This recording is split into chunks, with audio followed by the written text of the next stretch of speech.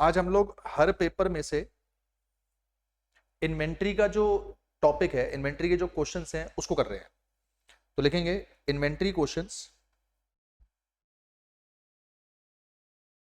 Inventory questions from all papers. बेटा एक चीज का हमेशा ध्यान रखना, ये जो इन्वेंट्री चैप्टर है ये थोड़ा सा बच्चे को समझ में कम आता है। ये सीए इंटर में भी है। जब आप सीए इंटर में मेरे पास होगे तो मैं आपको AS2 पढ़ाऊंगा, उसमें भी ये टॉपिक आएगा। हमारे सीए फाउंडेशन के एग्जाम में जो ये इन्वेंट्री का क्वेश्चन आता है, ये या तो क्वेश्चन नंबर आएगा आपके पास क्वेश्चन नंबर 5 में, उसके ए पार्ट में 5 मार्क का 99.99% चांस है कि यहीं आएगा। और अगर मान लीजिए यहां नहीं आया तो कई बार ये क्वेश्चन 1 के सी पार्ट में भी आ जाता है। जैसा मैंने अभी पिछली क्लास में कंपलसरी क्वेश्चंस करवाए थे, उसके अंदर आपको ये मिला होगा। तो यहां अगर मिल गया तो यहां भी 5 नंबर का ही आएगा, लेकिन यहां अगर आ गया तो ये कंपलसरी है।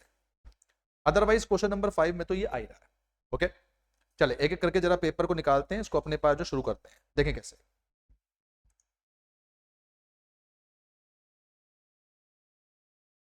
क्वेश्चन में बैलेंस एज पर कैश बुक है एंड एक पॉइंट है कि cheque totalling 10,000 deposit in bank on 30/12 but not clear until 31 December and BRS बनाना है 31 दिसंबर।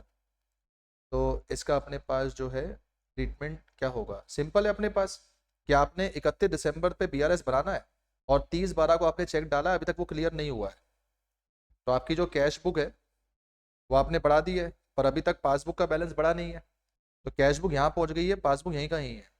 क्वेश्चन अगर कैश बुक का बैलेंस स्टार्टिंग पॉइंट है तो इसको माइनस कर देंगे, और क्वेश्चन अगर पासबुक का बैलेंस स्टार्टिंग पॉइंट है इसको प्लस कर देंगे, बस। चले अब जरा 2 मिनट मैं डाउट्स को थोड़ा साइड में रख के क्वेश्चंस इसके जो है वो और निकाल रहा हूं, और देखें। सबसे पहले मई 26 का पेपर। अरे पेपर कहाँ है भाई?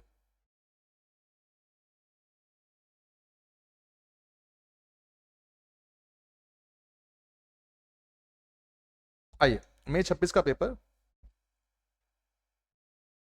इसमें क्वेश्चन नंबर 5 में हम लोग आ रहे हैं और 5 से हम लोग शुरू कर रहे हैं यहां से। यह है क्वेश्चन नंबर 5। देखिए यहाँ पे कह रहा है अपने पास, पहले हम 5 का फर्स्ट पार्ट जो ही कर रहे हैं, आराम से जरा पढ़िएगा। कह रहा है प्रॉफिट लॉस अकाउंट प्रभात का शो करता है नेट प्रॉफिट 15 लाख रुपए का, जिसमें हम लोगों ने क्लोजिंग इन्वेंट्री 9375 की कंसीडर करी है। ये आपके ICI स्टडी मैट का ही प्रैक्टिकल क्वेश्चन 2 या 3 में से कोई एक है, आप चेक कर सकते हैं। 31 मार्च 26 को इसने हमें अपना नेट प्रॉफिट भी बताया हुआ है, इसने हमें अपना जो साथ में इन्वेंट्री की वैल्यू है वो भी बता रखी है। अच्छा, कह रहा स्क्रूटनी करने पे, चेकिंग करने पे कुछ चीजें सामने आई। सबसे पहला, परचेज के अंदर 37,500 रुपए जुड़े हुए हैं for new electrical fittings. Okay, कह रहा है गुड्स वैल्यू 1 लाख के were given away as free sample, लेकिन इसकी कोई एंट्री हम लोगों ने पास नहीं करी। ओके, फिर अपने पास कहता है कि invoices for goods amounting to 625 had been entered on 27 March but the goods were not included in the stock. कह रहा है इनवॉइसेस को आपने 27 मार्च को रिकॉर्ड तो कर लिया, लेकिन गुड्स के अंदर इसको जोड़ा नहीं। ओके, फिर कह रहा है इन मार्च 2026 गुड्स 5 लाख के हैं, सोल्ड करे, डिलीवर भी हो गए, लेकिन आपने इसको सेल्स मान लिया अप्रैल में। अच्छा ठीक है, गुड्स कॉस्टिंग 187500 सेंड करे सेल और रिटर्न बेसिस पे, जिसपे मार्जिन ऑफ प्रॉफिट है 33.33%। कहीं कॉपी में लिख लें, 33.33% मतलब 1/3 होता है, 1/3 होता है। कह रहा है दो अप्रूवल वॉज गिवन इन अप्रैल, मैंने इनको सेल्स मान लिया था अपने पास मार्च में, अप्रूवल अप्रैल में मिला है लेकिन मैंने सेल्स इसको मार्च में मान लिया। आपसे कह रहा है कि आप वैल्यू ऑफ इन्वेंट्री निकालो 31 मार्च पे, एक तो इन्वेंट्री की वैल्यू निकालनी है, और कह रहा है एडजस्टेड नेट प्रॉफिट निकालो। अब बच्चे का सबसे बड़ा डाउट तो यही आता है कि सर आप इन्वेंट्री और प्रॉफिट हमसे क्यों पूछ रहे हो, जबकि दिया हुआ ही ये दोनों है। पढ़े, दिया हुआ भी नेट प्रॉफिट है, दिया हुआ भी इन्वेंट्री है। तो जब दोनों चीजें दे रखी हैं तो हमसे दोनों यही चीजें क्यों पूछ रहे हो? अरे भाई, जो दोनों चीजें दे रखी हैं वो गलत दे रखी है। आपसे कह रहा है कि सही वाली निकालो, राइट वन। आपसे कह रहा है करेक्ट वन को निकालो, तो कैसे निकालेंगे इसको समझते हैं। देखिए सबसे पहले लिखेंगे मई 26 का पेपर है, मई 26 के पेपर में क्वेश्चन 5 का ए पार्ट है। पहले मैं यहां पे लिख रहा हूं कैलकुलेशन ऑफ करेक्ट या फिर आप बोल सकते हो adjusted net profit, calculation of correct या फिर एडजस्टेड नेट प्रॉफिट। इसको कैसे निकाला जाए? तो सबसे पहले हम लोग लिखेंगे drafted net profit. Drafted net profit मतलब क्वेश्चन में जो हमें नेट प्रॉफिट गिवन है, तो क्वेश्चन में हमारा जो नेट प्रॉफिट हमें गिवन है वो दिया हुआ है 15 लाख रुपए, 15 लाख रुपीस का हमारे पास नेट प्रॉफिट गिवन है। अब हम इसमें एड लेस करके इनको निकाल लेंगे और साथ में हमारे पास जो एडजस्टेड नेट प्रॉफिट है वो निकल कर आ जाएगा। तो एक एक करके पॉइंट उठाते हैं और इसको समझना शुरू करते हैं। देखिए आराम से जरा बात को समझेंगे। पहला पॉइंट कह रहा है परचेजेस के अंदर 37,500 रुपए जुड़े हुए हैं जो इलेक्ट्रिकल फिटिंग्स के। अब ठंडे दिमाग से मेरी बात को सुनिएगा और समझिएगा। ट्रेडिंग अकाउंट अगर मैं बनाऊं, ट्रेडिंग अकाउंट, तो यहां पे मेरा परचेज आता है और हमने ऐसा पढ़ा है कि परचेज के अंदर सिर्फ परचेज ऑफ गुड्स आता है। यह बात आपने ध्यान रखनी है, परचेज के अंदर कोई भी और वैल्यू नहीं आ सकती। परचेज के अंदर मात्र एक ही वैल्यू आती है जिसका नाम है गुड्स। अब आपने परचेज में बेफालतू में 37,500 की कोई फिगर जोड़ रखी है जो इलेक्ट्रिकल फिटिंग की है, ये यहां नहीं जुड़नी चाहिए, तो आपको इसको हटाना पड़ेगा। तो इसका मतलब आपको अपने खर्चे कम करने पड़ेंगे। बाबू खर्चा कम करने से प्रॉफिट बढ़ता है। तो सबसे पहले मैं यहां पर आके लिखूंगा electrical fittings wrongly entered in purchases. मैंने इलेक्ट्रिकल फिटिंग गलती से परचेज में डाल दी है, तो मैं उनको रिमूव करूंगा। इसको रिमूव करने से खर्चा कम होगा और खर्चा कम होने से प्रॉफिट बढ़ जाएगा। तो 37,500 रुपए से मुझे अपना प्रॉफिट बढ़ाना पड़ेगा। अच्छा, ये इलेक्ट्रिकल फिटिंग कहां शो होनी चाहिए? ये बैलेंस शीट में शो होनी चाहिए। ये जो इलेक्ट्रिकल फिटिंग्स है ये हमारे एसेट्स की तरह होते हैं, तो ये मेरे बैलेंस शीट में शो होना चाहिए। और अगर ये मेरे बैलेंस शीट में एसेट में शो होना चाहिए तो इसका प्रॉफिट एंड लॉस पे कोई प्रभाव नहीं पड़ेगा। तो अल्टीमेटली प्रभाव सिर्फ इतना पड़ेगा कि आपने इनको परचेज में डाला हुआ था, अब आप इनको परचेज से हटाओगे, खर्चा कम हो जाएगा और खर्चा कम होने से प्रॉफिट बढ़ जाएगा। ये पहले पार्ट का ट्रीटमेंट है। ऐसे ही हम क्या करेंगे, सभी पार्ट के बारे में सोचेंगे और प्रॉफिट के बारे में जानकारी लेंगे। आइए अगला, ये हो गया पहला पार्ट। सेकंड पढ़े, गुड्स 1 लाख के आपने फ्री सैंपल की तरह दे दिए पर इसकी कोई एंट्री नहीं करी। अब सोचो, अगर आप गुड्स फ्री सैंपल की तरह दे देते हो, थोड़ा बहुत फाइनल अकाउंट्स इस चैप्टर के लिए आपको आना चाहिए। फाइनल अकाउंट्स नहीं आएगा तो मजा नहीं आएगा। फाइनल अकाउंट्स में आपने ये पढ़ा है कि अगर आप कोई गुड्स फ्री सैंपल की तरह दे देते हो तो सबसे पहले परचेज में से उसको माइनस करते हैं। अब बाबू परचेज में से माइनस कर रहे हैं तो खर्चा फिर से कम हो गया, खर्चा कम हो गया तो इसको मुझे प्रॉफिट को बढ़ाना पड़ेगा। तो मैं लिखूंगा फ्री सैंपल्स नॉट रिकॉर्डेड। अगर मैंने इसको नॉट रिकॉर्डेड करा हुआ है तो ये फ्री सैंपल मेरे पास है 1 लाख रुपए के, तो 1 लाख से मेरा प्रॉफिट बढ़ जाएगा क्योंकि खर्चा कम हो गया, तो खर्चे कम होने से प्रॉफिट बढ़ जाएगा। लेकिन बेटा जो फ्री सैंपल यहां माइनस होता है वो पीनल में डेबिट साइड में भी आता है। जो फ्री सैंपल यहां पे माइनस होता है वो पीनल डेबिट साइड में भी आता है। अब पीनल डेबिट साइड में आने की वजह से खर्चा बढ़ गया। पहले परचेज में से माइनस करा तो खर्चा कम हो गया था, प्रॉफिट बढ़ा दिया। अब पीनल डेबिट साइड में अगर डालूंगा तो एक्सपेंस बढ़ गया, एक्सपेंस बढ़ने से जो प्रॉफिट है वो कम हो जाएगा, तो सेम प्रॉफिट यहां पे माइनस भी हो जाएगा। इसको लिखेंगे फ्री सैंपल नॉट रिकॉर्डेड। इसका डुअल ट्रीटमेंट होगा, 1 लाख से चीज एक बार बढ़ेगी, 1 लाख से घटेगी। आप चाहो तो इसको इग्नोर भी कर सकते हो और इसका नोट डाल दो। मैं नोट डालना पसंद नहीं कर रहा, मैं क्या पसंद कर रहा हूं कि परचेज में से माइनस करा तो एक्सपेंस आपके पास जो है ये कम हो गए, इसलिए नेट प्रॉफिट बढ़ गया। और अगर पीएनएल की डेबिट साइड में आपने इसको दिखा दिया तो इससे एक्सपेंस बढ़ गए तो नेट प्रॉफिट कम हो जाएगा। मैंने दोनों चीजों को आके शो कर दिया। आप चाहो तो दोनों चीजों को अवॉइड करके नोट डाल सकते हो। आप नोट में जाके लिख दो कि भाई साहब ये जो फ्री सैंपल है रिकॉर्ड नहीं हुए, अब जब मैं इसको रिकॉर्ड करूंगा तो एक बार ये परचेज को कम करेगा और दूसरी बार ये खर्चे को बढ़ाएगा, तो इससे प्रॉफिट पे कोई भी असर नहीं पड़ेगा। मेरा सजेशन आपके एग्जाम के लिए है कि आप इसको अपने पास जब भी लिखो तो लिखकर दिखाना बजाय छोड़ के दिखाएं। और देखिए तीसरा पॉइंट, ये मेरे पास क्वेश्चन में आ गया, दूसरा पॉइंट भी मेरा हो गया। तीसरा point, invoices for goods. Invoices मतलब है बिल। 6,25,000 के 27 मार्च को रिकॉर्ड कर दिए गए, लेकिन आज तक ये अपने पास स्टॉक के अंदर जुड़े हुए नहीं है। अगर ये स्टॉक के अंदर जुड़े हुए नहीं है तो इसका मतलब है कि दुकान में जो क्लोजिंग स्टॉक आपको दे रखा है वो क्लोजिंग स्टॉक आपको कम दे रखा है, तो आपको अपने क्लोजिंग स्टॉक को बढ़ा के दिखाना पड़ेगा। दोबारा सुने फिर से, आपका जो ट्रेडिंग अकाउंट है, ट्रेडिंग अकाउंट में क्लोजिंग स्टॉक यहां आता है।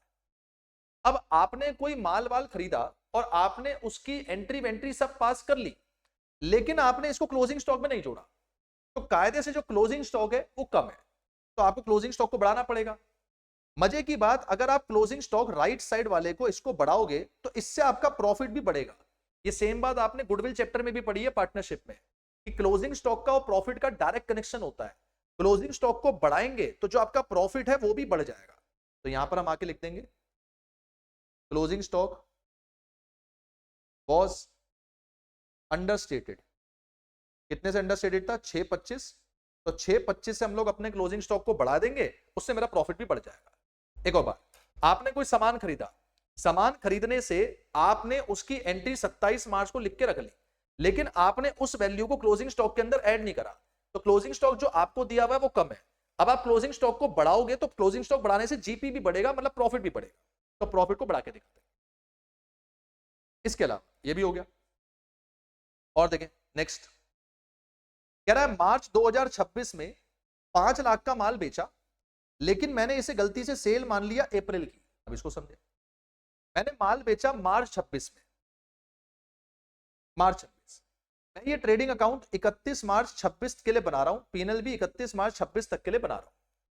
मैंने कोई सेल मार्च में करी, ध्यान से जरा सुने इस बात को, सेल करी मार्च में, क्योंकि ये मैंने सेल मार्च में करी तो ये सेल में रिकॉर्ड होना चाहिए, लेकिन मैंने इसे मार्च में रिकॉर्ड करने की बजाय अप्रैल में रिकॉर्ड कर लिया। इसका मतलब यहां पर जो मैंने ट्रेडिंग अकाउंट में सेल लिखी होगी ये कम लिखी होगी। बच्चे मार्च की सेल है तो मार्च के जो ट्रेडिंग अकाउंट बनेगा उसमें सेल में जुड़ना चाहिए, लेकिन तुमने उसमें जोड़ने की बजाय तुमने इसको किस में जोड़ दिया? अप्रैल में।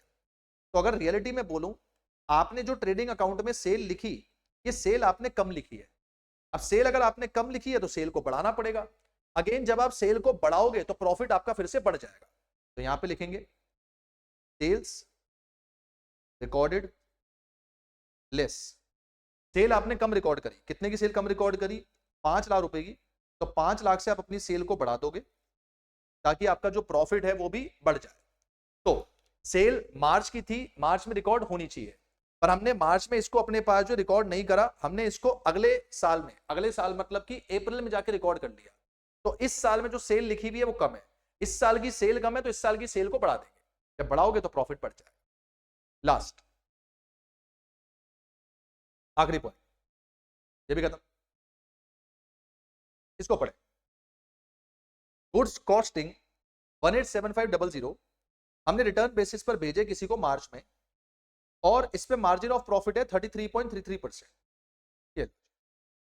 कोई गुड्स का कॉस्ट प्राइस है 187500, इस पे मैंने प्रॉफिट कमाया 33.33%, बेसिकली 1/3, और 1/3 मैंने किस पे कमाया? कॉस्ट पे।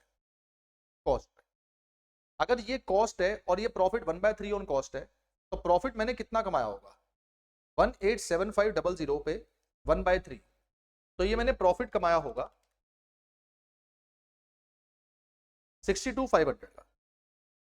तो अगर फॉर्मूला होता है cost price plus profit equal to selling price, तो कॉस्ट प्राइस तो 187500 है, प्रॉफिट 62,500 है, तो सेलिंग प्राइस कितने का होगा? 2.5 लाख का सेलिंग प्राइस होगा। अब हुआ ये है कि ये जो 2.5 लाख का सेलिंग प्राइस है, इसको अप्रूवल जो मेरा मिला है वो अप्रैल में मिला है, मतलब अगले साल में मिला है, लेकिन मैंने इसको सेल्स मान लिया मार्च में। दोबारा सुने, जब आप किसी को माल देते हो सेल और रिटर्न बेसिस पे, तो जब तक उसने आपको अप्रूवल नहीं दे दिया आप उसको रिकॉर्ड नहीं कर सकते। अब कायदे से जो आपको अप्रूवल मिला वो अप्रैल में मिला, तो सेल अप्रैल में रिकॉर्ड होनी चाहिए थी, पर आपने गलती से इस सेल को मार्च में रिकॉर्ड कर दिया। सोचो हुआ क्या होगा? ट्रेडिंग में आपने सेल्स मार्च वाले पीरियड में बेमतलब में लिख दी, तो आपकी सेल आपने बेमतलब में ज्यादा लिख दी। अब आपको सेल को कम करना पड़ेगा।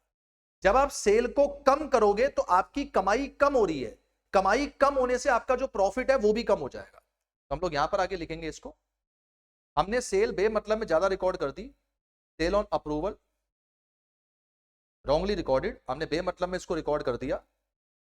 क्योंकि हमने इसको बेमतलब में रिकॉर्ड कर दिया तो हम इसको कम करेंगे, कम कर देंगे 2.5 लाख रुपए से। ये मेरी सेल अगले साल में रिकॉर्ड होनी चाहिए थी, पर मैंने इस साल में रिकॉर्ड कर दी, ज्यादा रिकॉर्ड कर दी, कम करूंगा तो प्रॉफिट कम हो जाएगा। अब आपने फाइनल अकाउंट्स में ऐसा पढ़ा हुआ है कि जब आप सेल ऑन अप्रूवल की सेल को कम करते हो तो सेम टाइम पे आपको अपना क्लोजिंग स्टॉक बढ़ाना पड़ता है। और भूल मत जाना, क्लोजिंग स्टॉक को कॉस्ट प्राइस पे बढ़ाते हैं। जब सेल्स में से आप सेल ऑन अप्रूवल को माइनस कर रहे हो, इसका मतलब आप ये कह रहे हो कि आपकी सेल नहीं हुई। और अगर आपकी सेल नहीं हुई है तो इसका मतलब ये भी है कि दुकान में माल बचना चाहिए, तो वो जो क्लोजिंग स्टॉक है उसकी कीमत बढ़ जाएगी। पर ध्यान रखने वाली बात यह है, सेल्स सेलिंग प्राइस पे कम होता है, क्लोजिंग स्टॉक कॉस्ट प्राइस पे बढ़ता है, और कॉस्ट प्राइस दिया हुआ है 1875। सोचो अगर मैं क्लोजिंग स्टॉक को बढ़ाऊंगा तो ट्रेडिंग अकाउंट में राइट वाली साइड बढ़ गई, राइट वाली साइड बढ़ने से प्रॉफिट भी ज्यादा होगा। तो यहां पे क्लोजिंग स्टॉक जो अपने पास है वो बढ़ने से प्रॉफिट भी बढ़ेगा। मैं लिखूंगा closing stock increased due to sale on approval. ये अपने पास आएगा 187500 से आपका जो क्लोजिंग स्टॉक है वो बढ़ जाएगा। बस खत्म। इससे आपका जो करेक्ट नेट प्रॉफिट है वो निकल कर आ जाएगा। तो निकाल लीजिए। कैसे निकालेंगे? 15 लाख था, 33,500 जुड़ा, 1 लाख जुड़ा, 625 जुड़ा, 5 लाख जुड़ा और 1875 जुड़ा। बाकी जो दो हैं वो अपने पास माइनस हो गए, 1 लाख माइनस, 2.5 लाख माइनस। इसको निकाल लीजिए। तो 15 लाख में 37,500 जुड़ा, 1 लाख जुड़ा, 1 लाख माइनस भी हो गया, 625 जुड़ा, 5 लाख जुड़ा, 187500 जुड़ा और 2.5 लाख चला गया। तो ये अपने पास 26 लाख शायद निकल कर आएगा, और 26 लाख अपने पास जो है ये करेक्ट नेट प्रॉफिट हमारा यहाँ पे बन जाएगा। दिस विल बी मेरा करेक्ट नेट प्रॉफिट। जो 5 लाख की अनरिकॉर्डेड सेल थी उसे स्टॉक भी कॉस्ट प्राइस पर कम होगा? नहीं, वो जो सेल अपने पास है वो नॉर्मली रिकॉर्ड हुई हुई है। सिर्फ सेल ऑन अप्रूवल वाली सेल ऐसी होती है जिस सेल का इफेक्ट क्लोजिंग स्टॉक पर भी पड़ता है, क्योंकि वो माल किसी और पे पड़ा है। लेकिन जो माल आप अपने गोदाम से बेचते हो तो उसमें क्लोजिंग स्टॉक पहले ही कम हो चुका है, वो आपको दोबारा कम करने की जरूरत नहीं है। अच्छा, हमने जितने भी पॉइंट यहाँ पे लिखे, इन पॉइंट में जरा ध्यान से देखो। क्लोजिंग स्टॉक के बस 2 ही पॉइंट आए हैं। एक क्लोजिंग स्टॉक का पॉइंट आया 625 का, जिससे हम बढ़ा रहे हैं। एक क्लोजिंग स्टॉक का पॉइंट आया 1875 का, जिसको हम बढ़ा रहे हैं। क्योंकि मेरे क्वेश्चन में कहा था करेक्ट वैल्यू क्लोजिंग स्टॉक की भी निकालो, तो हम इससे निकाल लेते हैं। ये लो, इसको मैं यहां लिख देता हूं। करेक्ट वैल्यू क्लोजिंग स्टॉक की ऐसे निकलेगी, calculation of value of closing stock correct. तो करेक्ट का मतलब गिवन कितना है, गिवन वैल्यू जो क्लोजिंग स्टॉक की दे रखी है वो उठा लो। गिवन वैल्यू थी 937500, तो 937500 ये दे रखा है। इसमें 2 क्लोजिंग स्टॉक के चेंज आए, एक 625 का ये चेंज आया है, एक 1875 का ये चेंज आया है। इसको जोड़ देंगे, इसे जोड़ लो।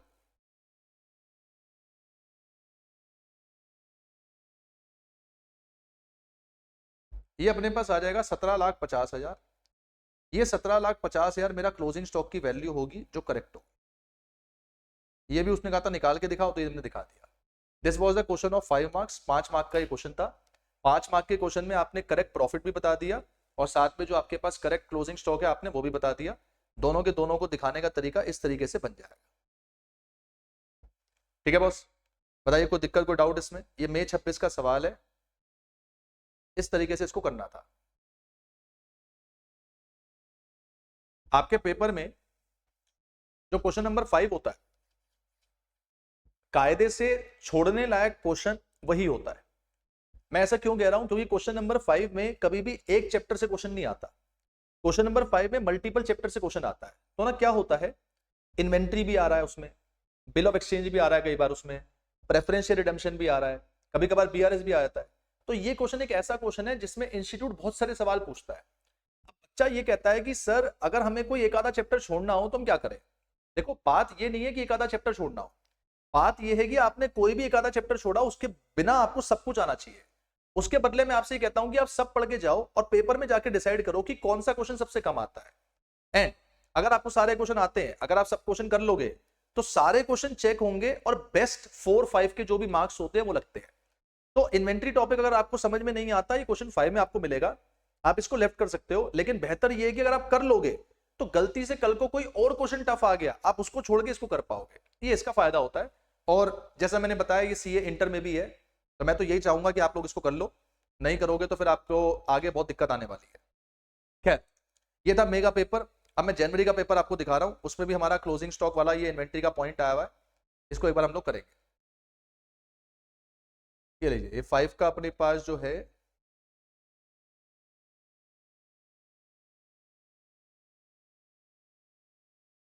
इसमें फिफ्थ में नहीं आया तो इसमें फर्स्ट में कहीं पे होगा, एक बार देख लेते हैं। अगर क्वेश्चन नंबर 5 में नहीं आया तो क्वेश्चन नंबर 1 वगैरह के अंदर ही आपको मिल जाएगा।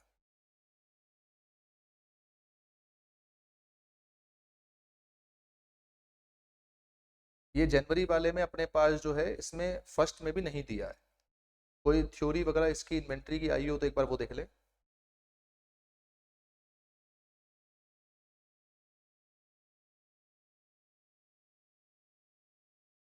नहीं,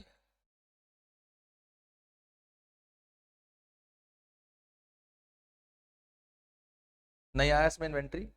इसमें कोई अपने पास जो इन्वेंट्री का क्वेश्चन नहीं बना, जनवरी 26 में कोई पेपर नहीं है, कोई इसका इन्वेंट्री का क्वेश्चन नहीं है। सितंबर में देखते हैं कोई इन्वेंट्री का क्वेश्चन आया हुआ है, फिफ्थ क्वेश्चन पे चेक करेंगे एक बार। क्वेश्चन नंबर हमारे जो है फ्रीज रहते हैं। क्वेश्चन नंबर फिफ्थ में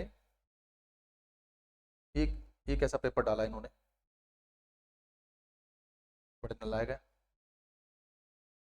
हाँ, फिफ्थ में हमारे पास क्वेश्चन आया हुआ है, क्वेश्चन नंबर 6 के बी पार्ट में ये आपको मिला है। हाँ जरा इसको भी देख लें। 5 मार्क में ये क्वेश्चन आपके पास आपको उन्होंने दिया है, पढ़े। क्वेश्चन नंबर 6 का बी, सितंबर 25। हाँ जरा लिख लेते हैं एक बार कॉपी में। सितंबर 25 क्वेश्चन नंबर 6 का बी। इस क्वेश्चन पे EQ मार्क कर लेना बेटा। ये कह रहा है ascertain the value of inventory as on 31 March. 31 मार्च को इन्वेंट्री की वैल्यू निकालनी है। इसने आपको ओपनिंग स्टॉक दिया हुआ है, परचेज है, मैन्युफैक्चरिंग एक्सपेंस है, सेलिंग एक्सपेंस इनडायरेक्ट एक्सपेंस होता है, इसका कोई काम नहीं। एडमिनिस्ट्रेटिव एक्सपेंस इनडायरेक्ट एक्सपेंस होता है, कोई काम नहीं। फाइनेंशियल एक्सपेंस इनडायरेक्ट एक्सपेंस होता है, कोई काम नहीं, इनका कोई काम नहीं।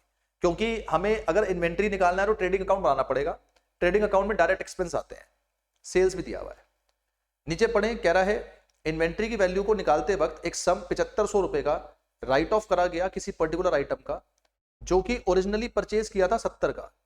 आज मैंने इसको बेच दिया 65 में। इस ट्रांजेक्शन को बैर करके, बैर करने का मतलब होता है बैरिंग करने का मतलब छोड़कर, इस ट्रांजेक्शन को छोड़कर जितना भी ग्रॉस प्रॉफिट आपने कमाया वो 20% सेल्स पे है। ओके, इसके बारे में बताता हूं क्या करना है। फिर कह रहा है 15 मार्च को गुड्स 20,000 के अबव सेल में जुड़े हुए हैं, अप्रूवल बेसिस पर किसी को भेजे गए, पीरियड ऑफ अप्रूवल 4 हफ्ते है। कस्टमर ने 40% गुड रिटर्न कर दिया 10 अप्रूवल, अप्रूविंग द रेस्ट। 40% उसने वापसी कर दिया 10 अप्रैल को, और बाकी अपने पास जो उसने अप्रूव कर दिया। आपसे कह रहा है इन्वेंट्री की वैल्यू निकालो।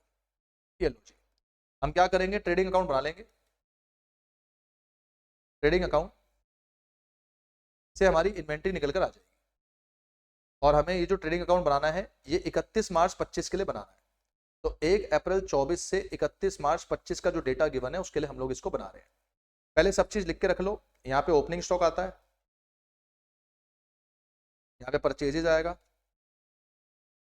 यहाँ पे मैन्युफैक्चरिंग एक्सपेंस आएगा, यहाँ जीपी आएगा, यहाँ सेल्स आएगा, यहाँ क्लोजिंग स्टॉक आएगा। मेन आपने जो निकालना है वो मेनली क्लोजिंग स्टॉक को निकालना है। जो जो डेटा गिवन है उसको पुट करना शुरू करेंगे। सबसे पहले हमारे पास क्वेश्चन में गिवन है इन्वेंट्री 176900। फिर मेरे क्वेश्चन में गिवन है परचेजेस 964,000। फिर मेरे क्वेश्चन में गिवन है मैन्युफैक्चरिंग एक्सपेंस 190। फिर मेरे क्वेश्चन में गिवन है, ये तीन तो लेने नहीं, सेल्स 15,37,000, 15,37,000। फिर मेरे क्वेश्चन में एक अच्छा सा पॉइंट गिवन है, वो पॉइंट अपने पास है नीचे एडिशनल इंफॉर्मेशन में, उसको सॉल्व करेंगे। यहां पे बोल रहा है कि हमने 31 मार्च 24 को इन्वेंट्री निकालते वक्त, फोकस करना थोड़ा, हम जो इन्वेंट्री निकाल रहे हैं वो 31 मार्च 25 की निकाल रहे हैं, क्लोजिंग स्टॉक 31 मार्च 25 का निकाल रहे हैं। पर इसने जो हमें डेटा दिया है वो कह रहा है 31 मार्च 24। तो 31 मार्च 24 का मतलब है जो ये डेटा दे रहा है ये पिछले साल की इन्वेंट्री का डेटा दे रहा है। तो पिछले साल की इन्वेंट्री का डेटा मतलब कि पिछले साल यानी ओपनिंग स्टॉक, तो पिछले साल का जो क्लोजिंग है वो इस साल का ओपनिंग है। ये इसका डेटा बता रहा है, इसके बारे में जानकारी दे रहा है। कह रहा है पिछले साल की इन्वेंट्री निकालते वक्त आपने 7500 किसी आइटम के राइट ऑफ किए थे, राइट ऑफ मतलब कम किए थे, जिसको आपने असली में खरीदा था 70 का। थोड़ा दिमाग दौड़ाना अपना। आप कोई चीज 70 की लेकर आए और आपने उसमें से राइट ऑफ कर दिया 7500, तो आज भी वो चीज कितने की बची होगी? आज भी वो चीज 62,500 की बची होगी, और ये चीज पिछले साल की इन्वेंट्री, पिछले साल के स्टॉक में बची होगी। अगर ये पिछले साल का क्लोजिंग स्टॉक है, तो ये जो ये वाला साल शुरू हुआ 1 अप्रैल 24 से 31 मार्च 25, जिसका मैं ट्रेडिंग बना रहा हूं, ये इस साल के ओपनिंग स्टॉक में जुड़ी हुई होगी। देखो ऐसा है, कुछ चीजें ना ऐसी होती हैं जो अकाउंट्स में अबनॉर्मल होती हैं। अबनॉर्मल होने का मतलब ये है कि ये बाकी ट्रांजेक्शन से मेल नहीं खाती, ये बाकी ट्रांजेक्शन से अलावा होती है। हमारे क्वेश्चन में ये जो ट्रांजेक्शन है अबनॉर्मल है। क्यों? क्योंकि क्वेश्चन में ये बात लिखी हुई है, इस ट्रांजेक्शन को छोड़कर हम ग्रॉस प्रॉफिट 20% कमाते हैं। इसका मतलब इस पर्टिकुलर ट्रांजेक्शन पे मैंने 20% प्रॉफिट नहीं कमाया होगा। तो जब कभी भी कोई ऐसी ट्रांजेक्शन दे दिया जाए जो अबनॉर्मल है, आप उसे अलग कर दिया करो। अब एक बात बताओ, 70 की कोई चीज आपने परचेज करी, उसमें 7500 पिछले साल राइट ऑफ करा, तो आज भी कितना बचा होगा? 62,500। ये 62,500 पिछले साल के क्लोजिंग स्टॉक में बचा होगा, तो इस साल के ओपनिंग स्टॉक में जुड़ा हुआ होगा। तो आप सबसे पहले ओपनिंग स्टॉक में से जाके 62,500 को माइनस करो और इसके साथ लिख देना ये एक अबनॉर्मल आइटम। अबनॉर्मल आइटम का मतलब कि इस आइटम को हम बाकी आइटम की तरह डील नहीं करते, तो इसको ट्रेडिंग अकाउंट में आप अलग कर दो। ट्रेडिंग अकाउंट में हम नॉर्मल चीजों को दिखाएंगे। इसको सॉल्व करो, 176900 में से 62,500 अगर चला गया तो ये बच जाएगा 114400, ये बचा। अब आगे पढ़े, इस आइटम को आपने बेच दिया, ये पढ़ो, कह रहा है ये आइटम आपने आगे जाके जो है सोल्ड कर दिया 65,000 रुपए में। अगर आपने इस आइटम को 65 में बेचा है, तो 65 की जो सेल्स है वो भी यहां पे इसमें जुड़ी हुई होगी। जिस तरह आपने आइटम का जो बैलेंस बचा था वो ओपनिंग बैलेंस में से हटा दिया, उसी तरह जो आपने बेचा वो सेल्स में जुड़ा होगा, तो उसको भी हटाओ।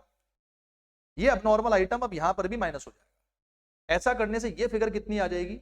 15,3700 थी, सॉरी 15,37,000 थी, इसमें से 65,000 अपने पास जो चली गई, तो ये फिगर जो आज की तारीख में बची होगी, ये 14,72,000 रुपए की जो फिगर है ये बची होगी। सीधा सा मुद्दा है, गौर करना, कोई भी आइटम अबनॉर्मल है उसको जहां जहां वो जुड़े हुए वहां से हटा दो।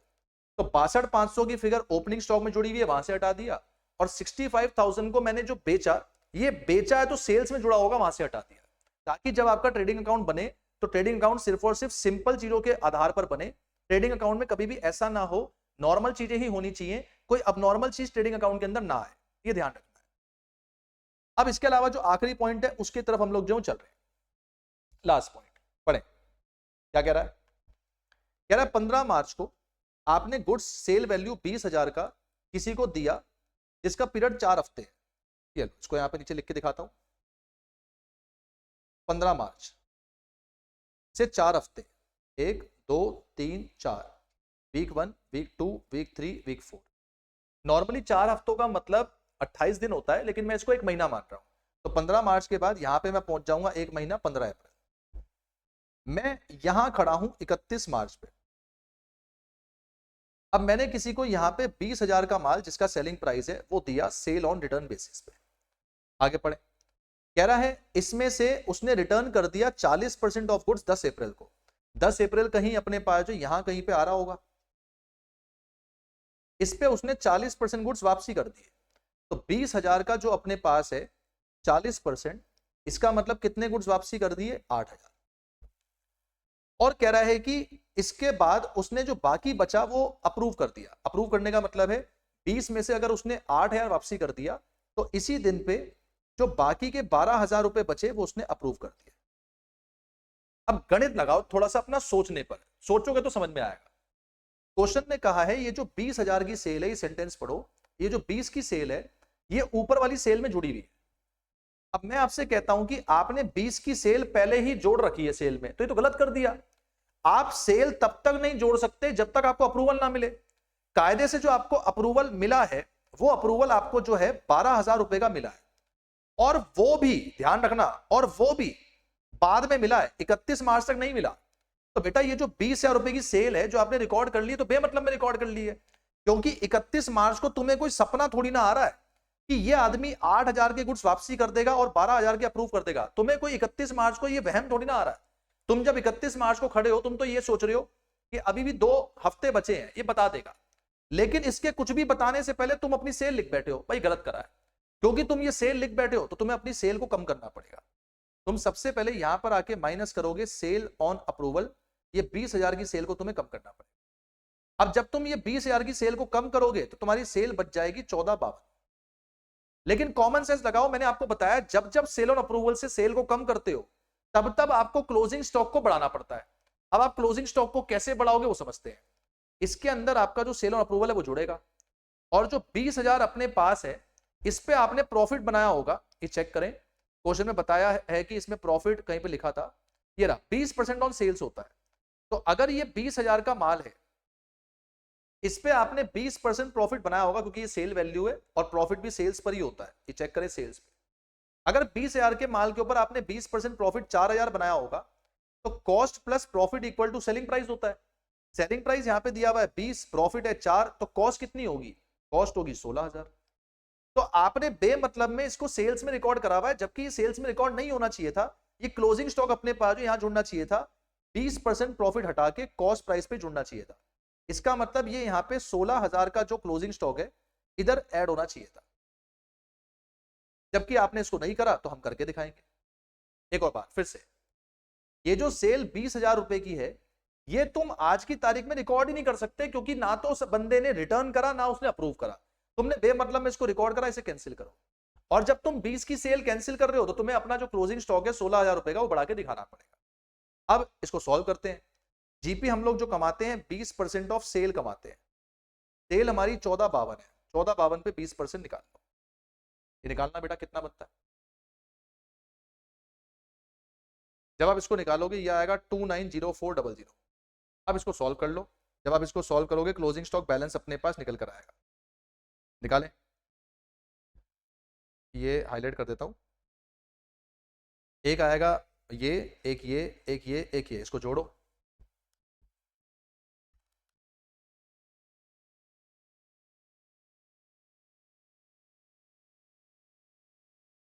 वन फाइव फाइव एट 800, और साथ में अपने पास इसको जो है ये माइनस करेंगे तो ये अपने पास निकल कर आ जाएगा।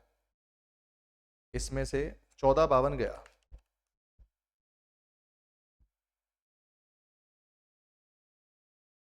तो क्लोजिंग स्टॉक जो निकल कर आएगा वो आएगा 106800, और उसमें 16,000 का क्लोजिंग स्टॉक और जुड़ेगा। तो ये अपने पास 122,800 निकल कर आना चाहिए।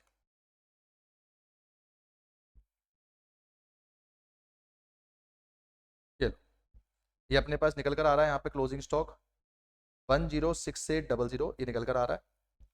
और ये जो 106800 यहाँ पे निकल कर आ रहा है, इसके अंदर 16,000 का जो ऑलरेडी माल है वो जुड़ा हुआ है। इसको ऐसे नीचे लिख लेना, इसको ऐसे लिख लेना, total value of closing stock 106800 निकल कर आया, जिसमें हमारा सेल ऑन अप्रूवल वाला जो क्लोजिंग स्टॉक है वो इसमें इंक्लूडेड है। कितना इंक्लूडेड है? 16,000 का। ऐसे आप इसमें अपना आंसर लिख के दिखाओगे और ये आपका फाइनल आंसर आ जाएगा। This is the concept. Fundamental बड़ा सिंपल सा है कि आप ट्रेडिंग अकाउंट को रिवर्स साइकोलॉजी से बनाओ। This plus this plus this plus this minus this, तो ये आपका क्लोजिंग स्टॉक हो गया। और इस क्लोजिंग स्टॉक में मैंने आपको बताया ये 16,000 रुपए पहले से अपने पास जो जुड़े हुए हैं, तो आपका जो हाथ में क्लोजिंग स्टॉक है वो आज 106800 है। अच्छा, मान लो, जस्ट अज्यूम, मुझे नहीं पता कि आपने ये बात आपने इन्वेंट्री चैप्टर के अंदर वीडियोस में पढ़ा या नहीं। अगर मैं आपसे इस क्वेश्चन में बोल देता कि आप मुझे क्लोजिंग स्टॉक की बजाय फिजिकल स्टॉक बताओ। फिजिकल स्टॉक का मतलब है जो मेरे गोदाम में माल है, तो दुकान में जो टोटल माल की वैल्यू पड़ी हुई है वो 106800 है। इसमें से जो सेल ऑन अप्रूवल वाला है वो 16 है, उसको हटा दो, क्योंकि वो माल अभी मेरे पे थोड़ी ना पड़ा है, वो तो कस्टमर के पास पड़ा है। कस्टमर जब मुझे रिटर्न करेगा तब मेरे गोदाम में आएगा। तो अगर मैं फिजिकल स्टॉक आपसे पूछता तो उसका आंसर ये होता, 106800 में से 16,000 हटा के ये मेरा 90,800 रुपए का फिजिकल स्टॉक आता। पर मेरे से क्वेश्चन में फिजिकल स्टॉक पूछा नहीं है, मेरे से क्वेश्चन में सिर्फ क्लोजिंग स्टॉक पूछा है। तो क्लोजिंग स्टॉक का आंसर ये निकल कर आ जाएगा 106800। This is the concept. इस क्वेश्चन पे EQ लगा लेना। ये क्वेश्चन पेपर में 2 बार रिपीटेड है, 2 times it has been asked, ये आ चुका है। बोले भाई साहब क्लियर है, फटाफट से बताएं।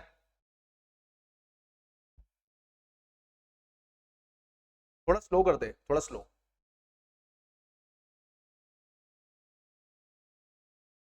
चल और देखें, ये था सितंबर 25, मई 25। ये मई 25 वाला क्वेश्चन मैंने आपको कल करवा दिया था, जिसमें मैंने आपको कंपलसरी क्वेश्चंस करवाए हैं, उसके अंदर मैं ये क्वेश्चन ऑलरेडी आपके पास करवा चुका हूं। तो क्वेश्चन नंबर 1 हम लोग पहले डिस्कस कर चुके हैं, उसमें मैंने ये क्वेश्चन आपके साथ डिस्कस कर लिया था। ये देखें जनवरी 25 का सवाल, इसको भी देख लेते हैं एक बार।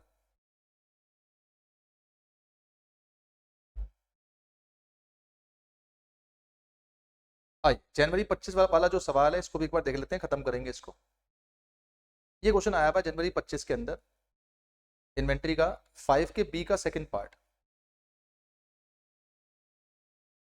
5 के बी का सेकंड पार्ट जनवरी 25। चॉइस में आया ये 5 मार्क के लिए।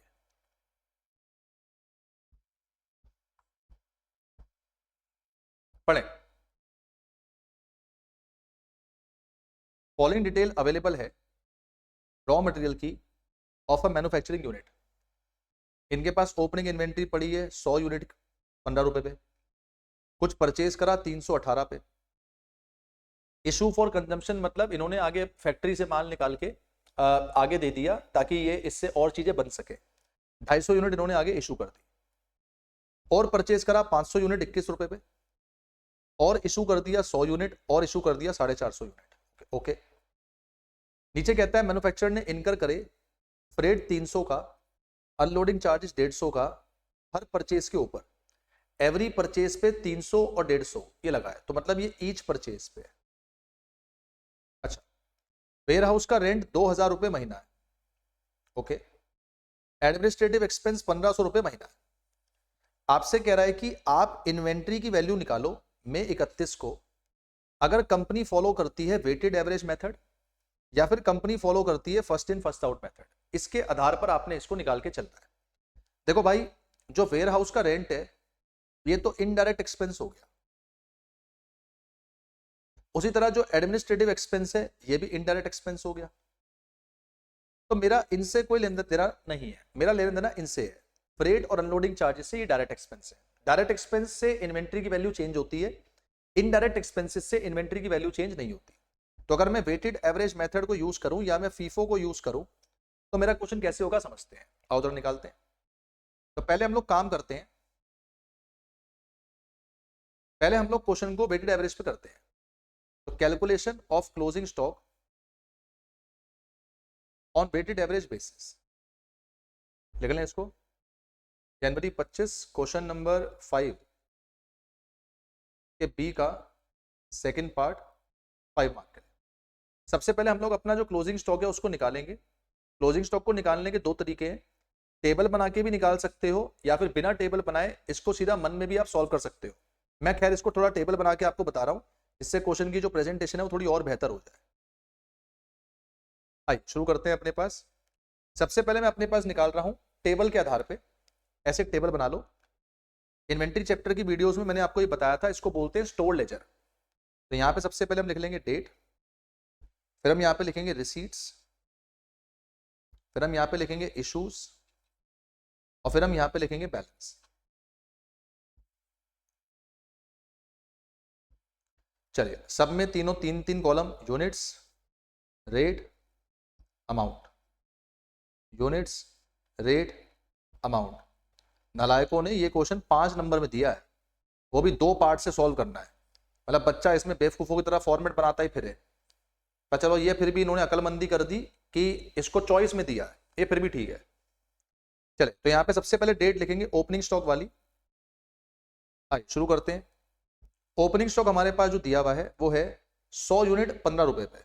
लो जी, ये तारीख क्या है, तारीख पढ़नी थी 1/5/24 को ओपनिंग बैलेंस पड़ा है 100 यूनिट 15 रुपए पे, तो 1500 का माल पड़ा है। इसके बाद है, अच्छा ये पहले का माल है तो ये तो सीधा बैलेंस में लिखेंगे, 100 यूनिट 15 रुपए के हिसाब से 1500। अब इसके बाद आपने नया माल परचेज करा 2 तारीख को 300 यूनिट 18 पे, 2 तारीख को 300 यूनिट परचेज करे और वो भी परचेज करे आपने, आ गया 18 रुपए के ऊपर। इसे सॉल्व करेंगे। अब ये थोड़ा समझना कि 300 यूनिट आपने परचेज करे 18 पे, तो ये माल बन जाएगा अपने पास 300 इंटू 18 कितना होता है? 5400। 18 इंटू 3, हाँ 5400। और भूल मत जाना, थोड़ा गौर करना, पहला वाला पार्ट है इसलिए समझा रहा हूं लिख के। जब भी आप कुछ परचेज करते हो तो 300 रुपए और 150 रुपए लगते हैं, तो इसका मतलब 450 रुपए खर्चा लगता है। तो मैं यहाँ पे इसमें 450 रुपए और लिख रहा हूं।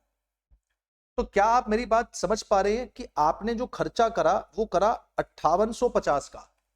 भाई 5400 रुपए तो आप परचेज के देकर आए और 450 रुपए आपका खर्चा बना, तो 5850 का खर्चा हुआ। इस 5850 रुपए के खर्चे में मात्र आपको 300 यूनिट मिली, तो जो आपको एक यूनिट का रेट पड़ा वो 18 नहीं पड़ा, वो 19.5 पड़ा। ये समझ में आता है? डंके की चोट पे मैं ये बात बोल रहा हूं, दावे के साथ बोल रहा हूं। इंस्टीट्यूट ये करके नहीं दिखाएगा आपको। इंस्टीट्यूट सीधा सीधा उठा के लिख देगा कि ये 300 है, ये 5850 है, तो ये 19.5 है। लेकिन आपको क्लैरिटी देने के लिए ये बात हमें समझनी पड़ेगी कि भैया 318 के अनुसार 5400, 450 का खर्चा परचेज पे होता है, तो जो टोटल पेमेंट आपने करी वो 5850 की करी, उसमें आपको 300 यूनिट मिले, तो एक यूनिट का भाव आपको 19.5 पे पड़ा। तो आज आपकी दुकान में 300 यूनिट और आ गए। ये ऐसे लिखता हूं मैं थोड़ा समझाने के लिए। पहले मेरी दुकान में 100 यूनिट पड़े थे 15 वाले, अब आज मेरी दुकान में 100 यूनिट 15 वाले 1500 तो पड़े हैं। आज मेरी दुकान में 300 यूनिट 19.5 वाले 5850 का ये माल भी पड़ा है। ये 2 तारीख के लिए मैंने करा। अब इसी को अपने पास अपन सॉल्व करेंगे। आप इसको ऐसे भी लिख सकते हो, समझाने के लिए बता रहा हूं क्योंकि वेटेड एवरेज बेसिस है। तो मेरे पे यूनिट 400 हो गई, टोटल जो इनकी वैल्यू है वो हो गया 5850 प्लस में 1500, टोटल इनकी वैल्यू हो गई 7350। तो 7350 वैल्यू में मेरे पे 400 यूनिट पड़ी है, तो एक की जो कीमत मेरे पे पड़ी है वो 18.375 पड़ी है। आप ऐसे भी लिख सकते हो सीधा डायरेक्ट। अब मैंने पहले वाले केस में तो इसको समझा दिया है, अब मैं इसको अपने आप जो है डायरेक्ट भी लेके चलूंगा, ताकि 5 मार्क का क्वेश्चन है, हमें ज्यादा मेहनत ना करनी पड़े। अब 2 तारीख के बाद पढ़े, फिर मैंने 5/5 को इशू कर दिया 250 यूनिट। तो लीजिए 5 मई को 250 यूनिट इशू करे, जो रेट बचा उसी पे करे होंगे 18.375 पे। तो मैंने माल इशू कर दिया, अपने पास निकल कर आया 4593.75। तो मैं इसको 4594 कर रहा हूं, राउंड ऑफ कर रहा हूं। आप चाहो तो 93.75 भी लिख सकते हो। 400 में से अगर 250 चला गया तो बचेगा 150, और 150 भी इसी रेट पे बचेगा 18.375 पे। ये बचेगा 2756। ये लीजिए। अब फिर से मैंने अपने पास जो है परचेज करा 500 यूनिट 21 रुपए पे। अभी इस पे आ जाओ। फिर से परचेज करा और परचेज की तारीख है 16/5। 500 यूनिट परचेज करा है 21 रुपए के भाव पे। अब देखो थोड़ा ध्यान देना, अगर मैं 521 रुपए के भाव पे परचेज कर रहा हूं तो 500 इंटू 21 ये बन गया 10,500। पर भूल मत जाना 10,500 के साथ 450 खर्चा और होगा फ्रेट का और लोडिंग का। तो टोटल खर्चा अपने पास बन गया 10,950। 10,950 में मुझे 500 यूनिट मिल रही है, तो एक का जो भाव पड़ रहा है वो पड़ रहा है 21.9। इतने रुपए में इतनी यूनिट मिल रही है, तो एक का भाव इतना है। तो आज मेरे पे जो बैलेंस होगा, अब देखो मैं बैलेंस कैसे निकाल रहा हूं, जैसे पहले ये निकाला था ऐसे निकालूंगा। तो मैं बैलेंस में लिखूंगा कि पहले मेरे पे 150 यूनिट पड़ी है 18.375 भाव पे 2756, और अब मेरे पे 500 यूनिट और आ गई 21.9 भाव पे, जो कि है 10,950। अब इनका अपने पास टोटलिंग करके आंसर निकाल दो कि मेरे पे 650 यूनिट हो गई, और 2756 की वैल्यू में 10,950 और जुड़ गया, तो मेरा जो वैल्यू पड़ी है वो 13,706 की पड़ी है। 13,706 में मेरे पे अपने पास 650 यूनिट पड़ी है, इसको डिवाइड कर दो तो ये आपके पास निकल कर आ जाएगा 21.09। इतने की कीमत आपके पास जो ये पड़ी है। ये लीजिए, बताओ 5 मार्क में दिया निकम्मों ने, ये हैरानी है भाई। अब इस पे अपने पास हम आगे आएंगे। हमने फिर 21/5 को इशू कर दिए 100 यूनिट। तो ये लो 21/5 को इशू कर दिए 100 यूनिट। 100 यूनिट इसी रेट पे इशू करेंगे 21.09। तो ये अपने पास आ जाएगा 2109। 650 में से 100 बेच दिया तो बचेगा 550।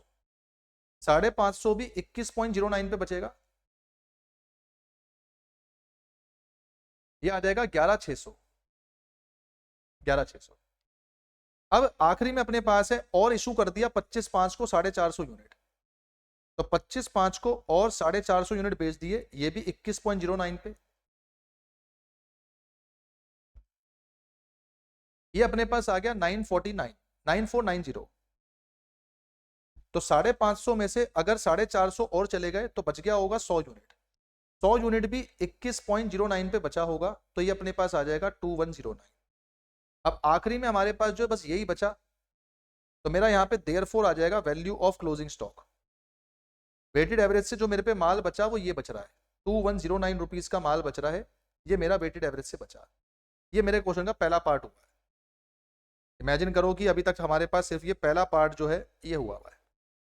अब इसी क्वेश्चन को हम लोग रिपीट करेंगे, ये तो हमने करा वेटेड एवरेज के बेस पे, अब इसी को हम लोग रिपीट करेंगे फीफो।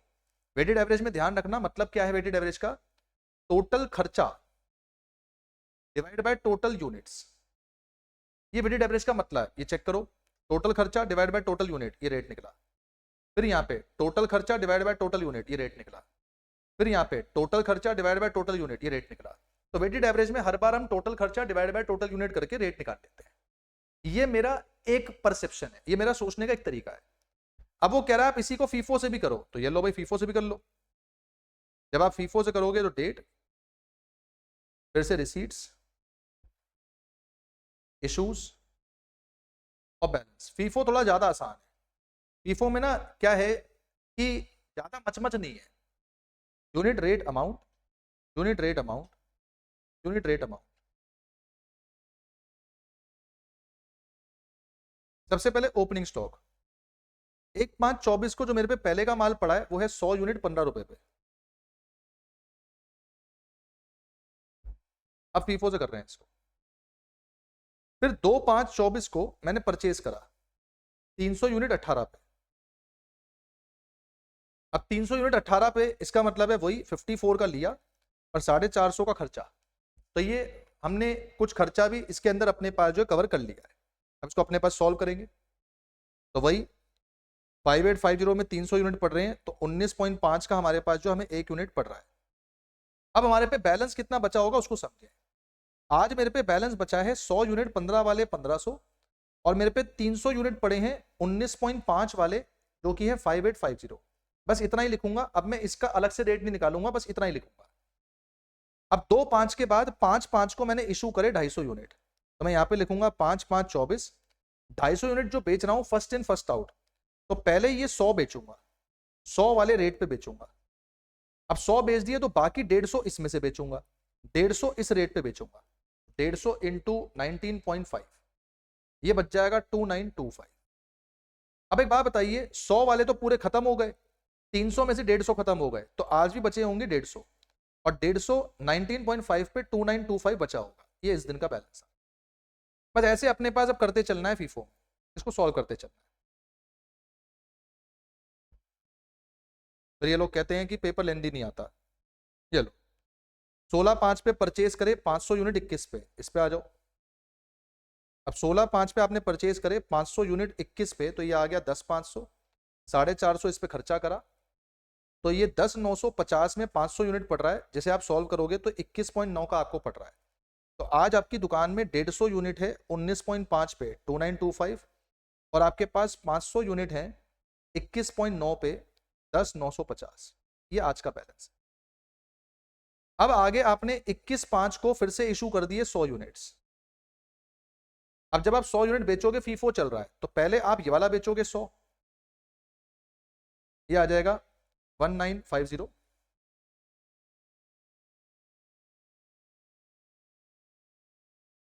एंड अपने पास जो है जो बचा, अब 150 में से 100 चला गया तो 50 बचा 19.5 पे,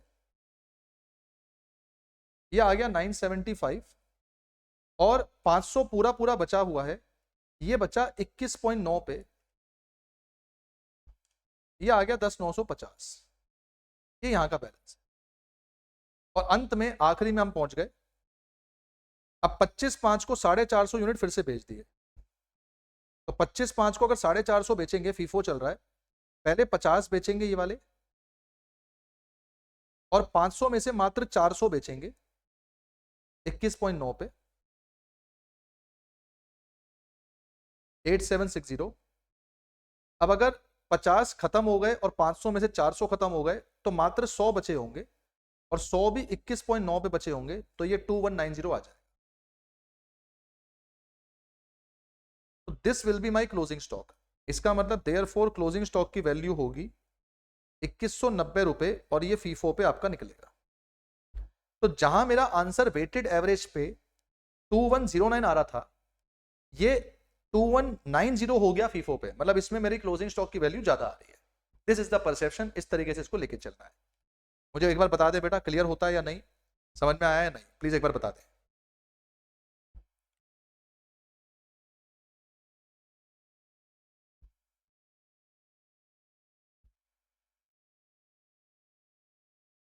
क्लियर है?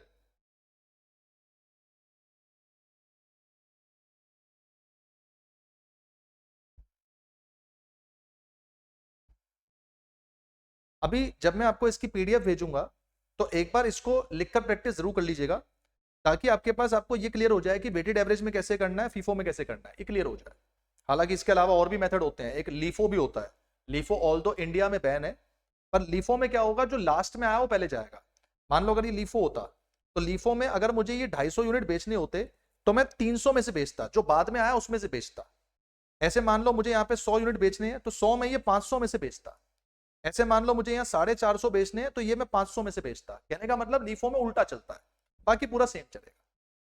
दिस वॉज जनवरी 25 वाला क्वेश्चन, और ये अपने पास क्वेश्चन नंबर 5 मार्क के लिए था। बहुत बड़ा क्वेश्चन है 5 मार्क के लिए, अच्छा खासा चॉइस में है। अगर आप ऐसा कोई क्वेश्चन 5 मार्क में चॉइस में देखो, इट्स बेटर टू लीव, नहीं तो करने में बहुत टाइम लग जाएगा। खैर, दिस वॉज जनवरी 25 का पेपर। और देखें, फिर अपने पास है सितंबर 24 का पेपर, ये भी देख लेते हैं। सितंबर 24 में भी क्वेश्चन नंबर 5 चेक करेंगे। ये लीजिए, सितंबर 24 में भी क्वेश्चन नंबर 5 आया हुआ है, इन्वेंट्री। इससे आपको ये देखकर अंदाजा हो जाना चाहिए कि इन्वेंट्री का क्वेश्चन लगभग आता ही है पेपर में 5 नंबर के लिए। Physical verification of stock business का डन हुआ 23 जून को।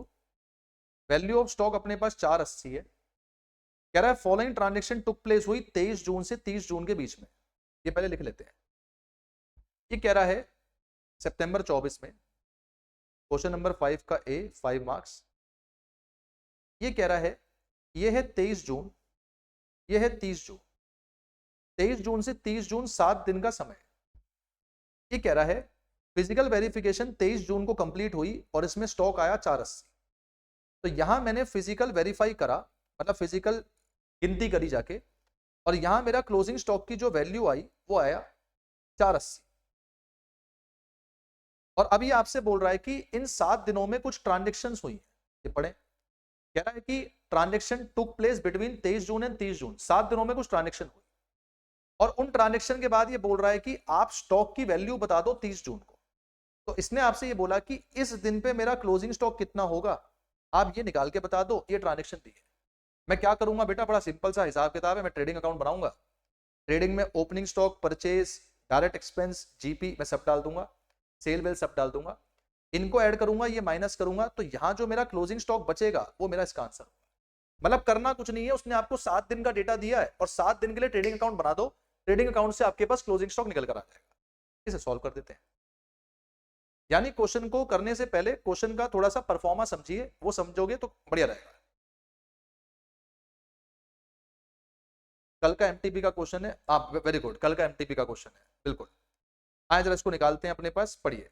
तो एक ट्रेडिंग अकाउंट पहले हम बना लेते हैं।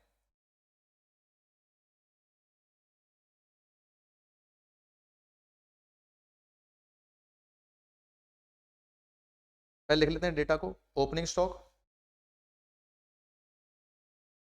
Purchases, direct expense, GP, sales, जो क्लोजिंग स्टॉक बचेगा बैलेंस। ऐसे लिख के रख लें और यहां लिख लें ये 23 जून से 30 जून तक हम लोग बना रहे हैं, मतलब 7 दिन का ट्रेडिंग अकाउंट हमारे हिसाब से ये पूरा पूरा बन रहा है, और इसको सॉल्व करना शुरू करेंगे।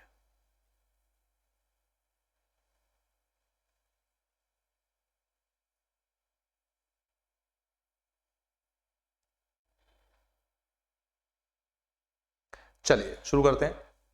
सबसे पहले हमारे पास जो ओपनिंग स्टॉक है वो दिया हुआ है 480। आगे पढ़े। Out of goods sent on consignment, goods 24,000 के अनसोल्ड है। मैंने अपने किसी एजेंट को माल भेजा था, उसमें से 24,000 का माल अभी भी बचा हुआ है। अगर 24,000 का माल अभी भी बचा हुआ है तो इसका मतलब ये मेरे क्लोजिंग स्टॉक में काउंट होना चाहिए। अब मेरे बच्चे, थोड़ा ये समझने वाली बात है, आई डोंट नो कि आप इस बात को एनालाइज कर पा रहे हो या नहीं, लेकिन थोड़ा सोचिए। बेटा जी मुझे ना ये वैल्यू निकालनी है, ये। अब अगर कोई 24,000 की वैल्यू है जो मैं आपसे कह रहा हूं कि बची हुई है, इसमें काउंट होनी चाहिए, तो उसको मुझे यहां लिखना पड़ेगा 24 को। सर यहां क्यों लिखना पड़ेगा, इसको समझाओ। बेटा यहां कोई फिगर है जो आनी चाहिए, 24,000 रुपए इसमें जोड़ना चाहिए। जब मुझे कोई चीज अकाउंट्स में निकालनी होती है और उसमें कोई फिगर जोड़नी पड़ती है तो मैं उसमें नहीं लिखता, मैं ऐसे लॉजिक लगाऊंगा कि इधर वाली चीजों को ऐड करूंगा और ये माइनस करूंगा, तभी तो ये निकलेगा। अब मुझे बताओ, मुझे इसकी फिगर बढ़ानी है, तो इसकी फिगर बढ़ाने के लिए अगर मैं राइट साइड में डाल दूंगा तो ये कम हो जाएगा, क्योंकि राइट साइड में तो माइनस हो जाएगा। तो जब मुझे अपने बैलेंसिंग फिगर को बढ़ाना है तो बढ़ाने के लिए मुझे उसको लेफ्ट साइड में लिखना होगा। लेफ्ट साइड में मतलब यहां लिखना होगा, तभी ये काउंट होगा। तो मैं यहां लिखूंगा to goods sent on consignment, जो कि अनसोल्ड है। अनसोल्ड का मतलब मैंने किसी को माल दिया था, वो माल वो बेच नहीं पाया। कितने का माल मैंने उसको दिया था, 24। तो 24 का माल अभी भी उसके पास पड़ा हुआ है, वो मेरा क्लोजिंग स्टॉक है। और अगर वो मेरा क्लोजिंग स्टॉक है तो भाई साहब ये मेरे क्लोजिंग स्टॉक की वैल्यू बढ़ाएगा। मैं चाहता हूं इससे मेरे क्लोजिंग स्टॉक की वैल्यू बढ़ जाए।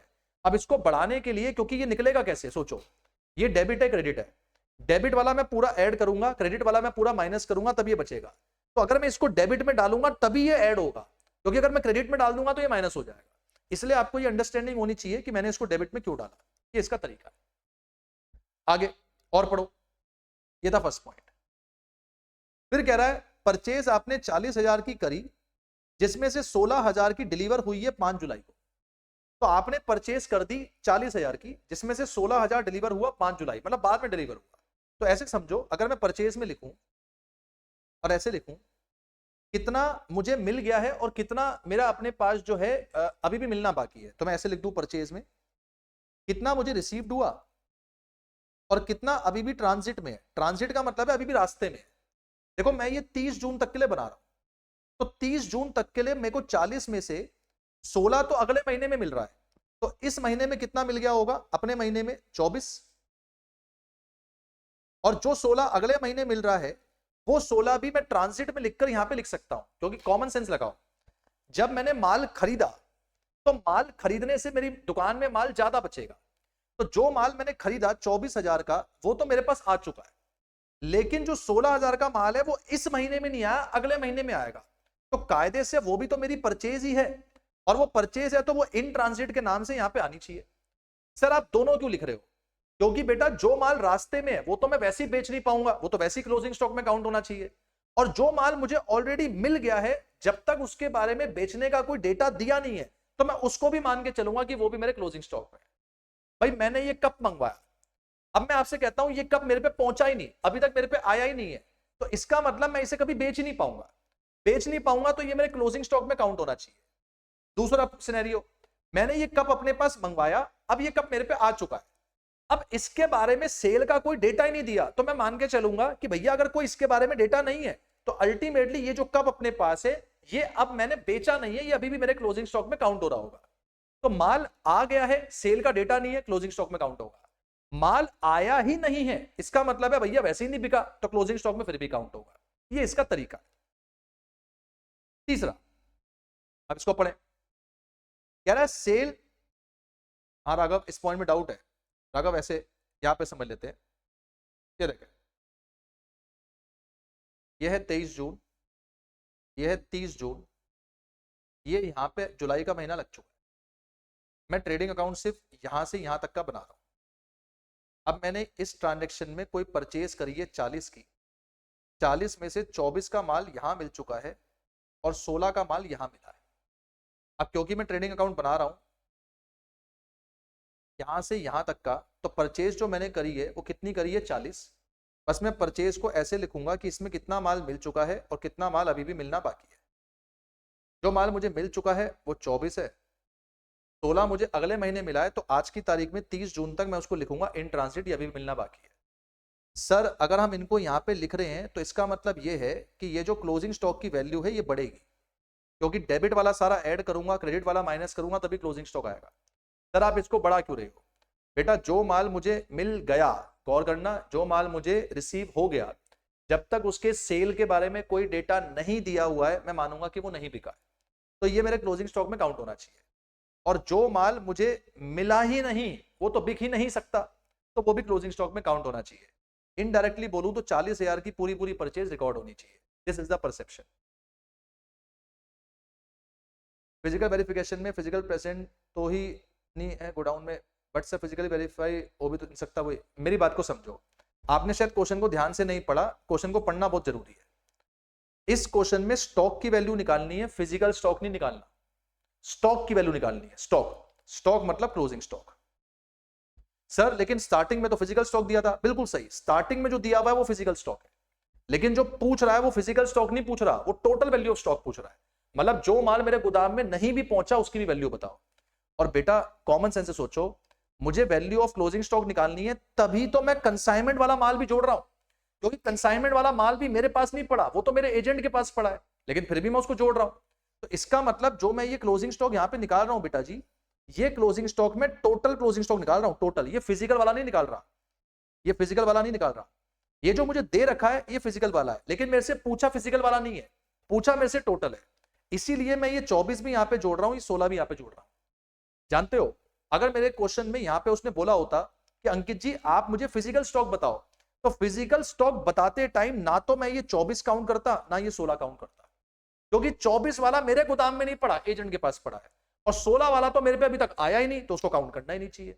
तो लॉजिकली चलो, इस क्वेश्चन में मेरे से उसने फिजिकल स्टॉक नहीं सिर्फ स्टॉक बोला है, तो ये क्लोजिंग स्टॉक है। फिजिकल बोला होता तो लिख कर देगा भैया फिजिकल स्टॉक निकालो, लिख के देगा वो उस चीज को, नहीं लिख के दिया क्लोजिंग स्टॉक। राघव अब मेरे हिसाब से आपको ये बात क्लियर होगी, बट फिर भी नहीं है तो एक और बार बता दो, मैं फिर से बता दूंगा इसको, बताएं क्या क्लियर है या नहीं।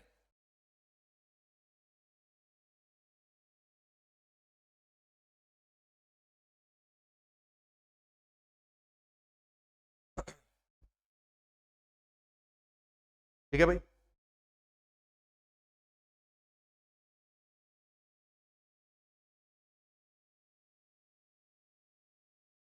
चले और आगे चलते हैं। आई, अब अगला पॉइंट दे रहा है, सेल्स 1,36,000 की है, जिसके अंदर 32,000 का माल है जो मैंने अप्रूवल पे दिया है। पहली बात तो सेल 1,36 है, तो पहले सेल को 1,36 लिख देते हैं, सेल 1,36 है, इसमें से 32,000 का माल मैंने अप्रूवल पे दिया है, इनमें से आधे गुड्स रिटर्न हो गए 30 जून से पहले, लेकिन बाकी आधे के लिए कोई भी मेरे पे इंफॉर्मेशन नहीं है, तो यहां पे इसको लिखकर समझेंगे, बिना लिखे कुछ समझ में नहीं आता। यह है 23 जून, यह है 30 जून, यहां मैंने सेल ऑन अप्रूवल कुछ करा है जो कि अपने पास है 32,000 का। इस 32 में से आधा माल 30 जून से पहले वापसी हो गया, तो 32 में से आधा माल यानी कि 16 रिटर्न हो गया। क्वेश्चन में जो मुझे सेल दे रखी है वो दे रखी है 1,36, 1,36, 1,36 में इंक्लूड कह रहा है, इंक्लूड मतलब 32 भी इसके अंदर रिकॉर्डेड है। अब आप एक बात बताइए, अगर 32 इसके अंदर रिकॉर्डेड है तो पहली बात तो ये 32 रिकॉर्ड होना नहीं चाहिए। क्यों नहीं होना चाहिए? इसकी वजह है, जब तक आपको अप्रूवल मिला ही नहीं तो आपने इसको रिकॉर्ड कर कैसे दिया? भाई साहब 1,36 की सेल में आप 32,000 की सेल कैसे लिखकर बैठ गए जब तक उसका अप्रूवल ही नहीं मिला? और क्वेश्चन कह रहा है कि आधे गुड 30 जून से पहले रिटर्न हो गए हैं, और साथ में अपने पास कह रहा है कि जो बाकी आधे हैं उनके बारे में कोई जानकारी नहीं है। अब देखो यहां पे क्वेश्चन में कुछ बताया नहीं है कि हमारा पीरियड ऑफ अप्रूवल कितना था, तो मैं ऐसा मान के चलूंगा कि जो मेरा पीरियड ऑफ अप्रूवल है वो बस यहीं तक है, मेरा पीरियड ऑफ अप्रूवल यहां पे एक्सपायर हो रहा है। अब बात बताओ, मैंने किसी को 32 का माल दिया, उसमें से उसने 16 रिटर्न कर दिया 30 जून से पहले, और 30 जून को बाकी 16 के बारे में उसने कुछ नहीं बोला, तो इसका मतलब जो बाकी का 16 बचा है इसको मैं सेल्स मान सकता हूं, क्योंकि पीरियड ऑफ अप्रूवल खत्म हो गया, आपने मुझे कुछ जवाब नहीं दिया, अब अप्रूवल का समय खत्म हो गया, तो मैं मान लूंगा कि आपको माल पसंद आ गया। अरे भाई, आपने अमेजोन से माल खरीदा, मैंने आपको कहा था 14 दिन में कोई दिक्कत हो तो रिटर्न कर देना, आपने 14 दिन तक कुछ रिटर्न ही नहीं करा, तो मैं मान लूंगा आपको माल पसंद है, मैं अपनी सेल बुक कर दूंगा। तो हमसे गलती क्या हुई है, हमें 32 में से मात्र 16 की सेल रिकॉर्ड करनी चाहिए थी, लेकिन जो 16 वापसी आ गए उसकी सेल रिकॉर्ड नहीं करनी चाहिए थी, तो मैंने बेमतलब में 16 की सेल ज्यादा लिखी हुई है, मैंने 16 की सेल बेमतलब में एक्स्ट्रा लिखी हुई है, वो गलत करा। तो आपको ठीक करना पड़ेगा उसको। ठीक कैसे करेंगे, सबसे पहले आप अपनी सेल्स में से जो 16 की सेल है उसे हटा दोगे, सेल ऑन अप्रूवल, ये आपने बेकार में लिखी हुई है। अब ये क्योंकि सेलिंग प्राइस की वैल्यू है, तो इसकी जो कॉस्ट प्राइस की वैल्यू है वो क्लोजिंग स्टॉक में जोड़नी भी पड़ेगी। अब मैंने आपको अभी बताया, यहां पे क्लोजिंग स्टॉक में जो भी चीज आपको जोड़नी है आप उसको लेफ्ट साइड में लिखोगे तभी वो जुड़ेगा। तो लेफ्ट साइड में आके मैं लिखूंगा cost of sale on approval. सोचो कैसे, 16 का माल है जो मैं प्रॉफिट कमाता हूं, कॉस्ट प्लस 25% कमाता हूं, तो ऐसे सोचो, cost price plus profit equal to selling price होता है। 16,000 का माल सेलिंग प्राइस है, प्रॉफिट इसका 25% है, तो आप कह सकते हो अगर ये x है तो ये 25% 0.25x है, ये 1.25x हो गया, इक्वल टू 16,000 हो गया, तो x की वैल्यू हो जाएगी 16,000 अपॉन में 1.25, ये आएगा 12,800। ये एक तरीका है कॉस्ट प्राइस निकालने का। दूसरा तरीका क्या है कॉस्ट प्राइस निकालने का, कॉस्ट प्राइस में प्रॉफिट जोड़ते हैं, सेलिंग प्राइस आता है, ये 100 है, ये 25% प्रॉफिट इस पे 25 होगा तो सेलिंग प्राइस होगा 125। अब आपको अगर कभी भी अपने पास निकालना है ऐसे, तो ऐसे भी कर सकते हो, प्रॉफिट अपॉन सेल कितना हुआ, 25/125, इसका मतलब ये 1/5 हुआ।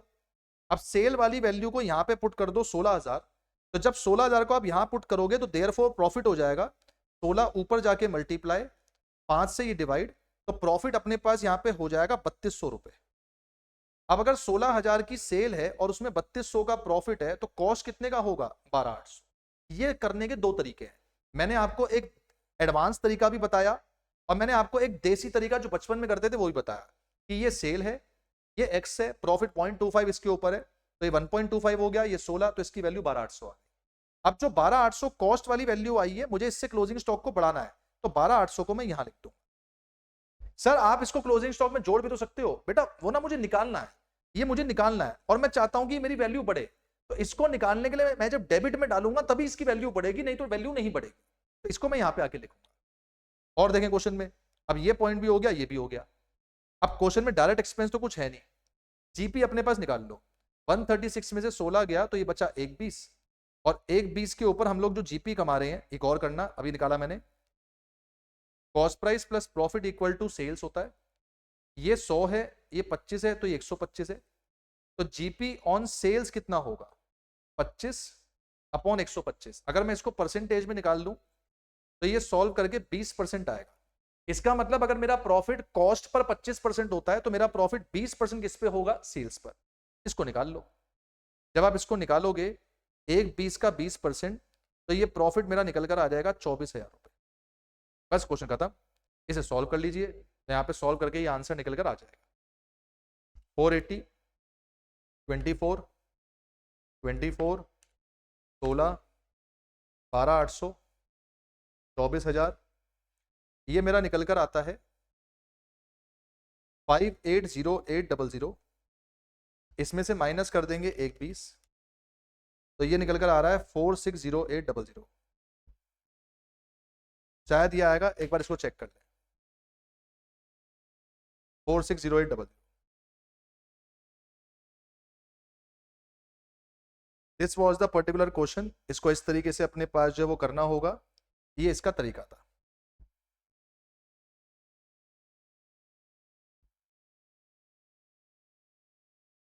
सेल लॉस पर भी हुई है, कौन सी सेल लॉस पर हुई है, एक सेकंड, कोई सेल लॉस पर भी हुई है, ओ ओके ओके, एक पॉइंट बेटा मेरे से मैं भूल गया, सॉरी सॉरी सॉरी, ये पॉइंट भी दिया हुआ है, ये भी दिया हुआ है, कह रहा है एक 24,000 की चीज 12,000 के ऊपर बिकी, तो अगर कोई चीज 24,000 की 12,000 के अंदर बिकी है तो इसका मतलब मुझे लॉस भी हुआ है, लॉस कितने का हुआ है, 12, इसको ठीक करना पड़ेगा। ये देखो, इस 1/20 के अंदर यहां पे मैं सबसे पहले हटाऊंगा अबनॉर्मल सेल। ये जो अबनॉर्मल सेल मेरी हुई है अपने पास, इसको पहले अलग कर लो। ये मैं इसको ऐसे दिखाता हूं, थोड़ा ध्यान देना, इसको मुझे थोड़ा समझाना पड़ेगा। जीपी हमेशा नॉर्मल सेल पे निकलता है, तो जीपी पहले आप नॉर्मल सेल के ऊपर निकालो। नॉर्मल सेल कैसे? ये 1/20 की सेल हमारी बची थी, 1/20 में एक सेल आपने ऐसी करी है 12,000 में, जो आपने लॉस पे करी है, क्योंकि 24 वाला माल आप 12 में बेच रहे हो, लॉस है। तो 1/20 में से अगर मैं 12 हटा दूं अब नॉर्मल सेल, तो नॉर्मल सेल मेरी सिर्फ 1,08,000 है। इस 1,08,000 पे आपने 20% कमाया होगा, और अगर 24 वाली चीज को आप 12 में बेच रहे हो तो आपको 12 का लॉस भी हुआ। तो अगर आपने 1,08,000 पे 20% कमाया, यानी आपने 21,600 कमाया और 12,000 का आपका लॉस हो गया, तो इनडायरेक्टली जो आपने जीपी कमाया वो आपने मात्र सिर्फ और सिर्फ 9,600 रुपए का कमाया। ये जीपी आपने सिर्फ 9600 कमाया। फिर से सुने, क्वेश्चन में ये बोला है कि आपका जीपी 20% सेल्स पे है, 25% ऑन कॉस्ट था, मैंने 20% ऑन सेल निकाल लिया, तो 20% ऑन सेल नॉर्मल सेल्स पे होगा। वेरी इंपॉर्टेंट, नॉर्मल सेल पे। अगर 1/20 की सेल में से अब नॉर्मल सेल हटा दूं तो नॉर्मल सेल 1,08,000 है, 1,08,000 पे 20% 21,600 कमाया, और 12,000 का लॉस भी हुआ है, क्योंकि 24 की चीज 12 में बेची तो 12 का लॉस हुआ। तो इतना कमाया, इतना लॉस हुआ, तो इसका मतलब 9600 का जीपी है। इसे बेटा अपने पास जो सॉल्व कर लेंगे तो ये आपके पास आंसर निकल कर आ जाएगा, ये फाइनल वैल्यू जो चेंज हो जाएगी। आई एम सॉरी, मैं ये पॉइंट पढ़ना भूल गया था। 480, 240, 24, 16, 12,800 और 9,600, दिस वुड बी 7,824। उसमें से 1/20 चला गया, तो ये अपने पास जो बचकर आ जाएगा 7,824। गलत आ रहा है, कुछ गलत करा है। 480, 24, अच्छा 240 ले लिया था मैंने, 40, 12,800 और 9,600, हाँ 5,664, 5,664।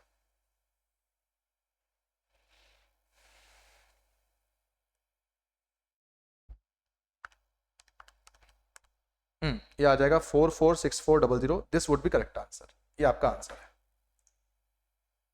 सेल्स में से आप नॉर्मल सेल माइनस नहीं करेंगे? नहीं जी, सेल्स में से आप नॉर्मल सेल माइनस नहीं होंगी, क्योंकि बेटा वास्तव में वो सेल हुई तो है, तो उसको अपने पास रिकॉर्ड करना पड़ेगा, और आप अपने पास जो है सिर्फ जीपी निकालने के लिए उसको सॉल्व करोगे। सर फिर इससे एक पहले वाले क्वेश्चन में आपने क्यों हटाया था? समझे, मैंने उसको क्यों हटाया था, उसका रीजन देखें। इससे पहले वाले आइटम में जो क्वेश्चन मैंने करवाया था, इसमें मैंने अबनॉर्मल आइटम को इसलिए हटाया था क्योंकि वो अबनॉर्मल आइटम पिछले साल का राइट ऑफ हुआ था। मैंने डेबिट से भी हटाया, क्रेडिट से भी हटाया, दोनों तरफ से हटाया। लेकिन बेटा इस वाले केस में ये जो आइटम अपने पास है, कहां गया, हाँ ये जो आइटम अपने पास है, डेबिट में से किसी भी जगह में से नहीं हटा है, तो ये क्रेडिट में सेल्स में से भी नहीं हटेगा। आपको सेल्स में इसको रिकॉर्ड पूरा करके दिखाना पड़ेगा, क्योंकि लॉजिक समझो, मैंने उसका 12,000 का लॉस भी दिखाया, तो मैं 12,000 की सेल भी यहां पे दिखाऊंगा। अदरवाइज आप क्या कर सकते हो, एक बड़ा सुंदर सा फंडा है, अगर आप यहां पे अबनॉर्मल सेल को हटाना चाहते हो 12,000, ये हटा लो, ये बन गया 1,08,000, लेकिन फिर इसका जो प्रॉफिट लॉस है ये भी हटा देना, ये भी हटा दो, उस केस में ये 21,600 हो जाएगा। तो या तो हटा दो तो दोनों तरफ से हटाओ, और अगर नहीं हटा रहे तो कहीं से भी मत हटाओ। मैंने यहाँ पे लॉस कंसीडर किया था तो मैं सेल भी कंसीडर करूंगा, अब मैंने सेल कंसीडर नहीं करी तो लॉस भी कंसीडर नहीं करूंगा। ये 21,600 आ जाएगा, ये 1,08,000 हो जाएगा, तब भी आंसर यही रहेगा। आप करके देख लो, तब भी आंसर अपने पास जो यही आएगा। ये डाउट शायद शिवम का था। शिवम भाई मेरे ख्याल से अब आपको ये क्लियर होगा, बताओ एक बार क्लियर है या नहीं? शिवम, शिवम गुप्ता, चले ठीक है। दिस वॉज मई 24 का क्वेश्चन।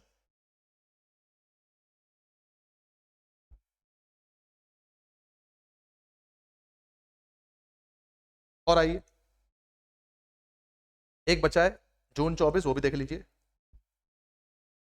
जून 24 का जो क्वेश्चन अपने पास है, ये लीजिए, ये भी अपने पास 5th का ए क्वेश्चन है, ये भी एक बार देख लेते हैं, फटाफट से कंप्लीट करेंगे। आइए, कह रहा है जी, मनीष ने क्लोज करा अपना बुक 31 मार्च एवरी ईयर, इन्वेंट्री टेकिंग मतलब इन्वेंट्री की गिनती, 31 मार्च को नहीं हो पाई और वो जाके हो पाई 10 अप्रैल को। जून 24। क्वेश्चन नंबर 5 का ए पार्ट 5 मार्क के। हम साल अपना खत्म करते हैं 31 मार्च को और 31 मार्च पे हम लोग अपने स्टॉक की गिनती विनती कर देते हैं, पर किसी कारण से वो गिनती यहाँ पे नहीं हो पाई और वो जाके 10 अप्रैल को खत्म हुई। 10 अप्रैल को जब गिनती करी तो स्टॉक अवेलेबल इन गोदाम, मतलब फिजिकल वाला स्टॉक दिया हुआ है 4.5 लाख का। ये 4.5 लाख का फिजिकल स्टॉक मुझे दिया हुआ है। अब मेरा क्वेश्चन मेरे से कह रहा है, नीचे पढ़ेंगे, मेरा क्वेश्चन मेरे से कह रहा है आप असरटेन करो value of inventory for inclusion in final accounts. आप इन्वेंट्री की वैल्यू बताओ जो मैं फाइनल अकाउंट में लूंगा, तो आपसे वो इन्वेंट्री की वैल्यू ये पूछ रहा है, क्लोजिंग स्टॉक। ध्यान रहे, अगर वो कह रहा है कि इन्वेंट्री जो फाइनल अकाउंट्स में मैं लूंगा, तो वो क्लोजिंग स्टॉक बोल रहा है, वो फिजिकल स्टॉक नहीं बोल रहा। तो मतलब आपने इसके अंदर बार भी कोई मेरा माल वाल बचा हुआ है, मेरे को उसको भी जोड़ना पड़ेगा। अब इसके लिए उसने बोला है अपने पास कि आपको हमने डेटा दे दिया 31 मार्च 24 से 10 अप्रैल के बीच में, तो ये 31 मार्च 24 से 10 अप्रैल के बीच में 10 दिन का डेटा उसने दिया हुआ है, तो मैं 10 दिन का ट्रेडिंग अकाउंट बनाऊंगा। अब क्या है, मेरे पे क्लोजिंग स्टॉक दिया हुआ है, सेल होगा, परचेज होगा, डायरेक्ट एक्सपेंस होगा, जीपी होगा, मैं इन सबको जोड़ूंगा, ये माइनस कर दूंगा, तो यहाँ पे ओपनिंग स्टॉक आ जाएगा। जो इन 10 दिन का मेरा ओपनिंग स्टॉक होगा, वही तो मेरा यहाँ पे कहलाएगा ये जो अपना पिछले साल का क्लोजिंग स्टॉक होगा। क्योंकि अगर मैं इन 10 दिन का ओपनिंग स्टॉक निकाल दूं, तो अगर ये इन 10 दिन का ओपनिंग स्टॉक है तो पिछले पीरियड का क्लोजिंग स्टॉक होगा, तो ये निकल कर आ जाएगा। तो रिवर्स साइकोलॉजी से इस क्वेश्चन को करेंगे। आइए ट्रेडिंग अकाउंट बना देते हैं। कहां से? 31 मार्च से 10 अप्रैल तक 10 दिन का ट्रेडिंग अकाउंट पहले लिख के रख लेते हैं। यहां हमें चाहिए ओपनिंग स्टॉक, यहां हमें चाहिए परचेजेस, यहां हमें चाहिए डायरेक्ट एक्सपेंस, यहां हमें चाहिए जीपी, यहां पे हमें चाहिए सेल्स, और यहां पे हमें चाहिए क्लोजिंग स्टॉक। चलिए शुरू करते हैं। अपने पास ये हम लोगों को निकालना है। सबसे पहले हमारे क्वेश्चन में जो क्लोजिंग स्टॉक दिया हुआ है वो 4.5 लाख रुपए दिया हुआ है, ये क्वेश्चन में दिया हुआ है। अब नीचे का डेटा पढ़ो। Goods sold to customer, sale दिया हुआ है 1.10, सेल 1.10, फिर दिया हुआ है सेल रिटर्न 10,000, 10 तो ये हो गया 1 लाख। फिर अपने पास दिया हुआ है परचेजेस 85, जिसमें कैश परचेज 10 है। उससे क्या मतलब, हमें तो पूरी परचेज चाहिए 85, भाई कैश हो क्रेडिट हो परचेज तो परचेज है। इसके अलावा परचेज रिटर्न 2500, परचेज रिटर्न डाल देंगे।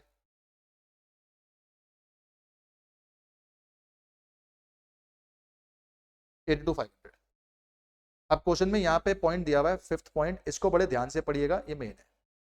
कह रहा है गुड्स कॉस्टिंग 15,000 रुपए हमारे पास ऐसे हैं। बच्चे नेक्स्ट वाले जो क्लास है उसके कुछ ग्रुप पे मैसेज डालना, 20 मिनट बाद क्लास होगी, 20 मिनट्स लेटर, जनवरी फाउंडेशन, 20 मिनट लेटर। ये इनके मैसेज पे मैसेज आ रहे हैं अपने पास कि आपने टाइम देके अभी शुरू नहीं किया है, बोल दो पिछली क्लास थोड़ी सी एक्सटेंड हो गई है, 20 मिनट बाद क्लास शुरू होगी। थैंक्स। चलिए तो इसको अपने पास जो जरा सॉल्व करेंगे। कहाँ गया ये? गुड्स कॉस्टिंग 15,000 रिसीव हुए थे मार्च में for sale on consignment basis. Out of this 60% goods को मैंने सोल्ड कर दिया 10 अप्रैल तक। हिंदी बनाते हैं जरा इसकी। ये 31 मार्च है, ये 10 अप्रैल है, ये मार्च का महीना है, जो पीछे ये मार्च का महीना गया, ये मार्च का महीना है। रिकॉर्डिंग अपलोड होगी क्यों? अरे रचित नालायक क्या कह रहा है बेटा, कुछ समझ में नहीं आ रहा, क्वेश्चन पे ध्यान दे। ये 31 मार्च है, ये 10 अप्रैल है। मार्च के महीने पे हमें किसी ने माल भेजा है 15,000 का, ध्यान से पढ़ना, रिसीव लिखा है, रिसीव। तो यहां माल मैंने अपने एजेंट को नहीं भेजा, किसी ने मुझे एजेंट बना के मुझे माल भेजा है। कितने का माल भेजा है? 15। तो मार्च में मुझे 15,000 का माल रिसीव हुआ, जिसमें से मैंने अपने पास 60% ऑफ गुड्स 10 अप्रैल तक भेज दिया। इसका 60% मतलब 9,000 मैंने सेल्स में अपने पास जो है ये कर दिया। तो अगर मैं इसका अपने पास 60% माल बेच चुका हूं, हाँ हो जाएगा। जब 15,000 में से मैं 60% माल बेच चुका हूं, तो आज भी मेरे पास जो आखिरी में 40% माल है वो बचा हुआ होगा। तो 15,000 का जो 40% माल अपने पास है, यानी कि 6,000 माल वो बचा हुआ होना चाहिए। क्वेश्चन में पढ़ें, these sales are not included in above sales. ये जो सेल्स है ये ऊपर वाली सेल्स के अंदर नहीं जुड़ा हुआ। तो पहली बात तो ये ऊपर वाली सेल्स के अंदर जुड़ा हुआ होना भी नहीं चाहिए। लॉजिकली सोचो क्यों नहीं जुड़ा होना चाहिए? अरे दादा, मैं ट्रेडिंग अकाउंट अपना बना रहा हूं, तो मैं किसी और ने जो मुझे माल भेजा है अगर मैं उसको बेच रहा हूं तो मैं उसको क्यों काउंट करूंगा? लॉजिकली समझो, मैं उसको क्यों काउंट करूंगा? एक और बार फिर से, किसी और ने मुझे 15,000 का माल बेचा और मैं उसको आगे अपने पास 9,000 रुपए में बेच रहा हूं, तो ये तो सेल उस आदमी की हुई ना जिसने मुझे माल दिया, ये मेरी सेल थोड़ी ना है। ये कह रहा है कि ये सेल में नहीं जुड़ा हुआ, तो नहीं जुड़ा हुआ होना चाहिए। भाई मेरी सेल में मेरी ही सेल जुड़ी होनी चाहिए, किसी और की सेल जुड़ी नहीं होनी चाहिए। तो ये 9,000 सेल में नहीं जुड़ा हुआ भी नहीं होना चाहिए। लेकिन इस 15,000 के माल में से 9,000 अगर बिक गया तो 6,000 बचा हुआ है। ये जो 6,000 बचा हुआ है ये मेरे क्लोजिंग स्टॉक में जुड़ना चाहिए। ये क्लोजिंग स्टॉक में मैं अपने पास जो इसको क्यों जोड़ रहा हूं उसका वजह समझो। क्योंकि ये जो मेरी दुकान में माल अपने पास पड़ा हुआ है ये मेरा माल नहीं है। दोबारा समझे, दोबारा से एक और बार फिर से, ये 6,000 रुपए यहां पर अपने पास 10 अप्रैल को मेरे गोदाम में पड़े होंगे। अब मेरा क्वेश्चन मेरे से कह रहा है कि अंकित जी आप अपने पास जो क्लोजिंग स्टॉक बताओ अपना। अरे तो क्लोजिंग स्टॉक तो मैं अपना खुद का बताऊंगा ना। अब मेरे गोदाम में कोई और आदमी का माल पड़ा हुआ है वो थोड़ी ना काउंट करूंगा। तो मेरे गोदाम में जो यहाँ पे माल पड़ा हुआ था, कितने का था? 4.5 लाख रुपए का जो मेरे पे माल यहाँ पे पड़ा हुआ था, इस 4.5 लाख में 6,000 का माल ऐसा पड़ा हुआ है जो किसी और का है, ये मुझे नहीं कंसीडर करना चाहिए। तो मैं यहाँ पे लूंगा इस 4.5 लाख में से माइनस कर दूंगा कंसाइनमेंट गुड्स रिमेन्ड अनसोल्ड। ये मेरा माल नहीं है तो ये 6,000 मुझे यहाँ पे हटाना चाहिए और इस हिसाब से ये जो माल है ये 444 बनना चाहिए। इस पॉइंट पे स्टार मार्क कर लो और इस पॉइंट को अपने पास इंपॉर्टेंट लिख लेना। ये हम लोगों ने ऐसा क्यों करा है इसकी वजह है, इसका एक लॉजिक है। मेरे बच्चे, कोई आदमी मुझे अपना माल दे रहा है, अपने यहां से माल भेज रहा है, बेच नहीं रहा, सेंड कर रहा है बेचने के लिए। अगर मैं उसको बेच भी दूं तो वो मेरी सेल तो नहीं है, वो उस आदमी की सेल है, मेरी सेल में काउंट नहीं होना चाहिए। लेकिन अगर मैंने उसको नहीं बेचा तो वो माल मेरे गोदाम में बचा होगा और मुझे क्वेश्चन ने बचे हुए माल जो अपने पास है उसकी वैल्यू 4.5 लाख दी है। तो 4.5 लाख में 6,000 का माल किसी और का बचा हुआ है, भैया उसे काउंट मत करो। आप सिर्फ अपना वाला जो माल है वो काउंट करो जो कि 444 का है। ये इसका लॉजिक है। और आ जाओ last, after the stock was taken, हमने ये पाया कि कुछ स्लो मूविंग आइटम है। स्लो मूविंग आइटम का मतलब होता है कुछ ऐसे आइटम्स जो कि जल्दी नहीं बिकते, मंदी बहुत रहती है इसमें। ये एक ऐसे आइटम्स होते हैं जिनको आप बेचने में बहुत जद्दोजहद करते हो। जैसे मान लो किसी प्रोडक्ट की डिमांड बहुत ज्यादा कम है तो उसको बेचने के लिए बहुत मेहनत लगती है, इनको बोलते हैं स्लो मूविंग आइटम। इनकी कॉस्ट है 14,850। इनको मुझे लेके चलना चाहिए था 9500 पे ताकि मैं ये कस्टमर को बेच सकूं। देखो 14,850 कॉस्ट प्राइस है, जबकि मुझे लेना चाहिए एनआरवी। एनआरवी मतलब कितने में बिक सकता है, 9,500। तो प्रूडेंस प्रिंसिपल ये कहता है कि कॉस्ट और एनआरवी में से जो लोअर होगा वो लेके चलो।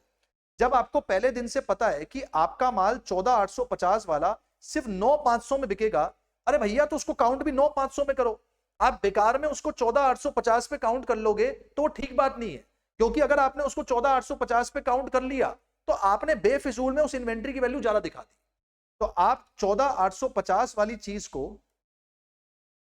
9,500 का बनाओगे तो आपको वैल्यू कम करनी पड़ेगी, आपको उसकी वैल्यू 5350 से कम करनी पड़ेगी। और ये जो 5350 से वैल्यू कम करनी पड़ेगी ये भी ये क्लोजिंग स्टॉक में से मुझे कम करना है क्योंकि ये माल मेरे पे बचा हुआ है। तो मैं लिखूंगा value of slow moving item, low moving item reduced. कितने से रिड्यूस कर दिया? 5350 से। क्योंकि अगर ये माल उतने का बिक ही नहीं सकता तो बेहतर है इसे कम रेट पे दिखाओ। आपने इसे दिखा रखा है 14,850 पे जबकि दिखाना 9500 पे है, तो 5350 से कम कर दो। तो आज की तारीख में जो गोदाम में आपके पास जो आपका माल पड़ा हुआ है वो पड़ा हुआ है 438,650। अब देखें डायरेक्ट एक्सपेंस है नहीं, परचेज तो यही हो गया 82,500। ओपनिंग स्टॉक मुझे निकालना है, जीपी निकाल लो। जीपी मेरे क्वेश्चन में अपने पास है 25% कॉस्ट पे। अब अभी बताया था cost price plus profit equal to selling price होता है। ये 100 है, ये 25 है, तो ये 125 होगा क्योंकि 25% है। अब मुझे प्रॉफिट ऑन सेल्स चाहिए, तो प्रॉफिट ऑन सेल्स 25/125 मतलब 1/5। तो सेल्स में मेरा प्रॉफिट 1/5 होता है, तो सेल्स मेरे पास यहाँ पे दे रखी है 1 लाख की। ये 1 लाख की सेल ले लो, इसका 1/5 प्रॉफिट निकाल लो, ये हो गया 20। अब ये पूरा क्वेश्चन अपने पास जो आप टोटलिंग करके सॉल्व कर लो, आपका आंसर आ जाएगा। This is 1 lakh, this is 438650, तो ये आ गया 538650, और 538650 में से माइनस कर देंगे दिस और दिस, ये माइनस कर दो।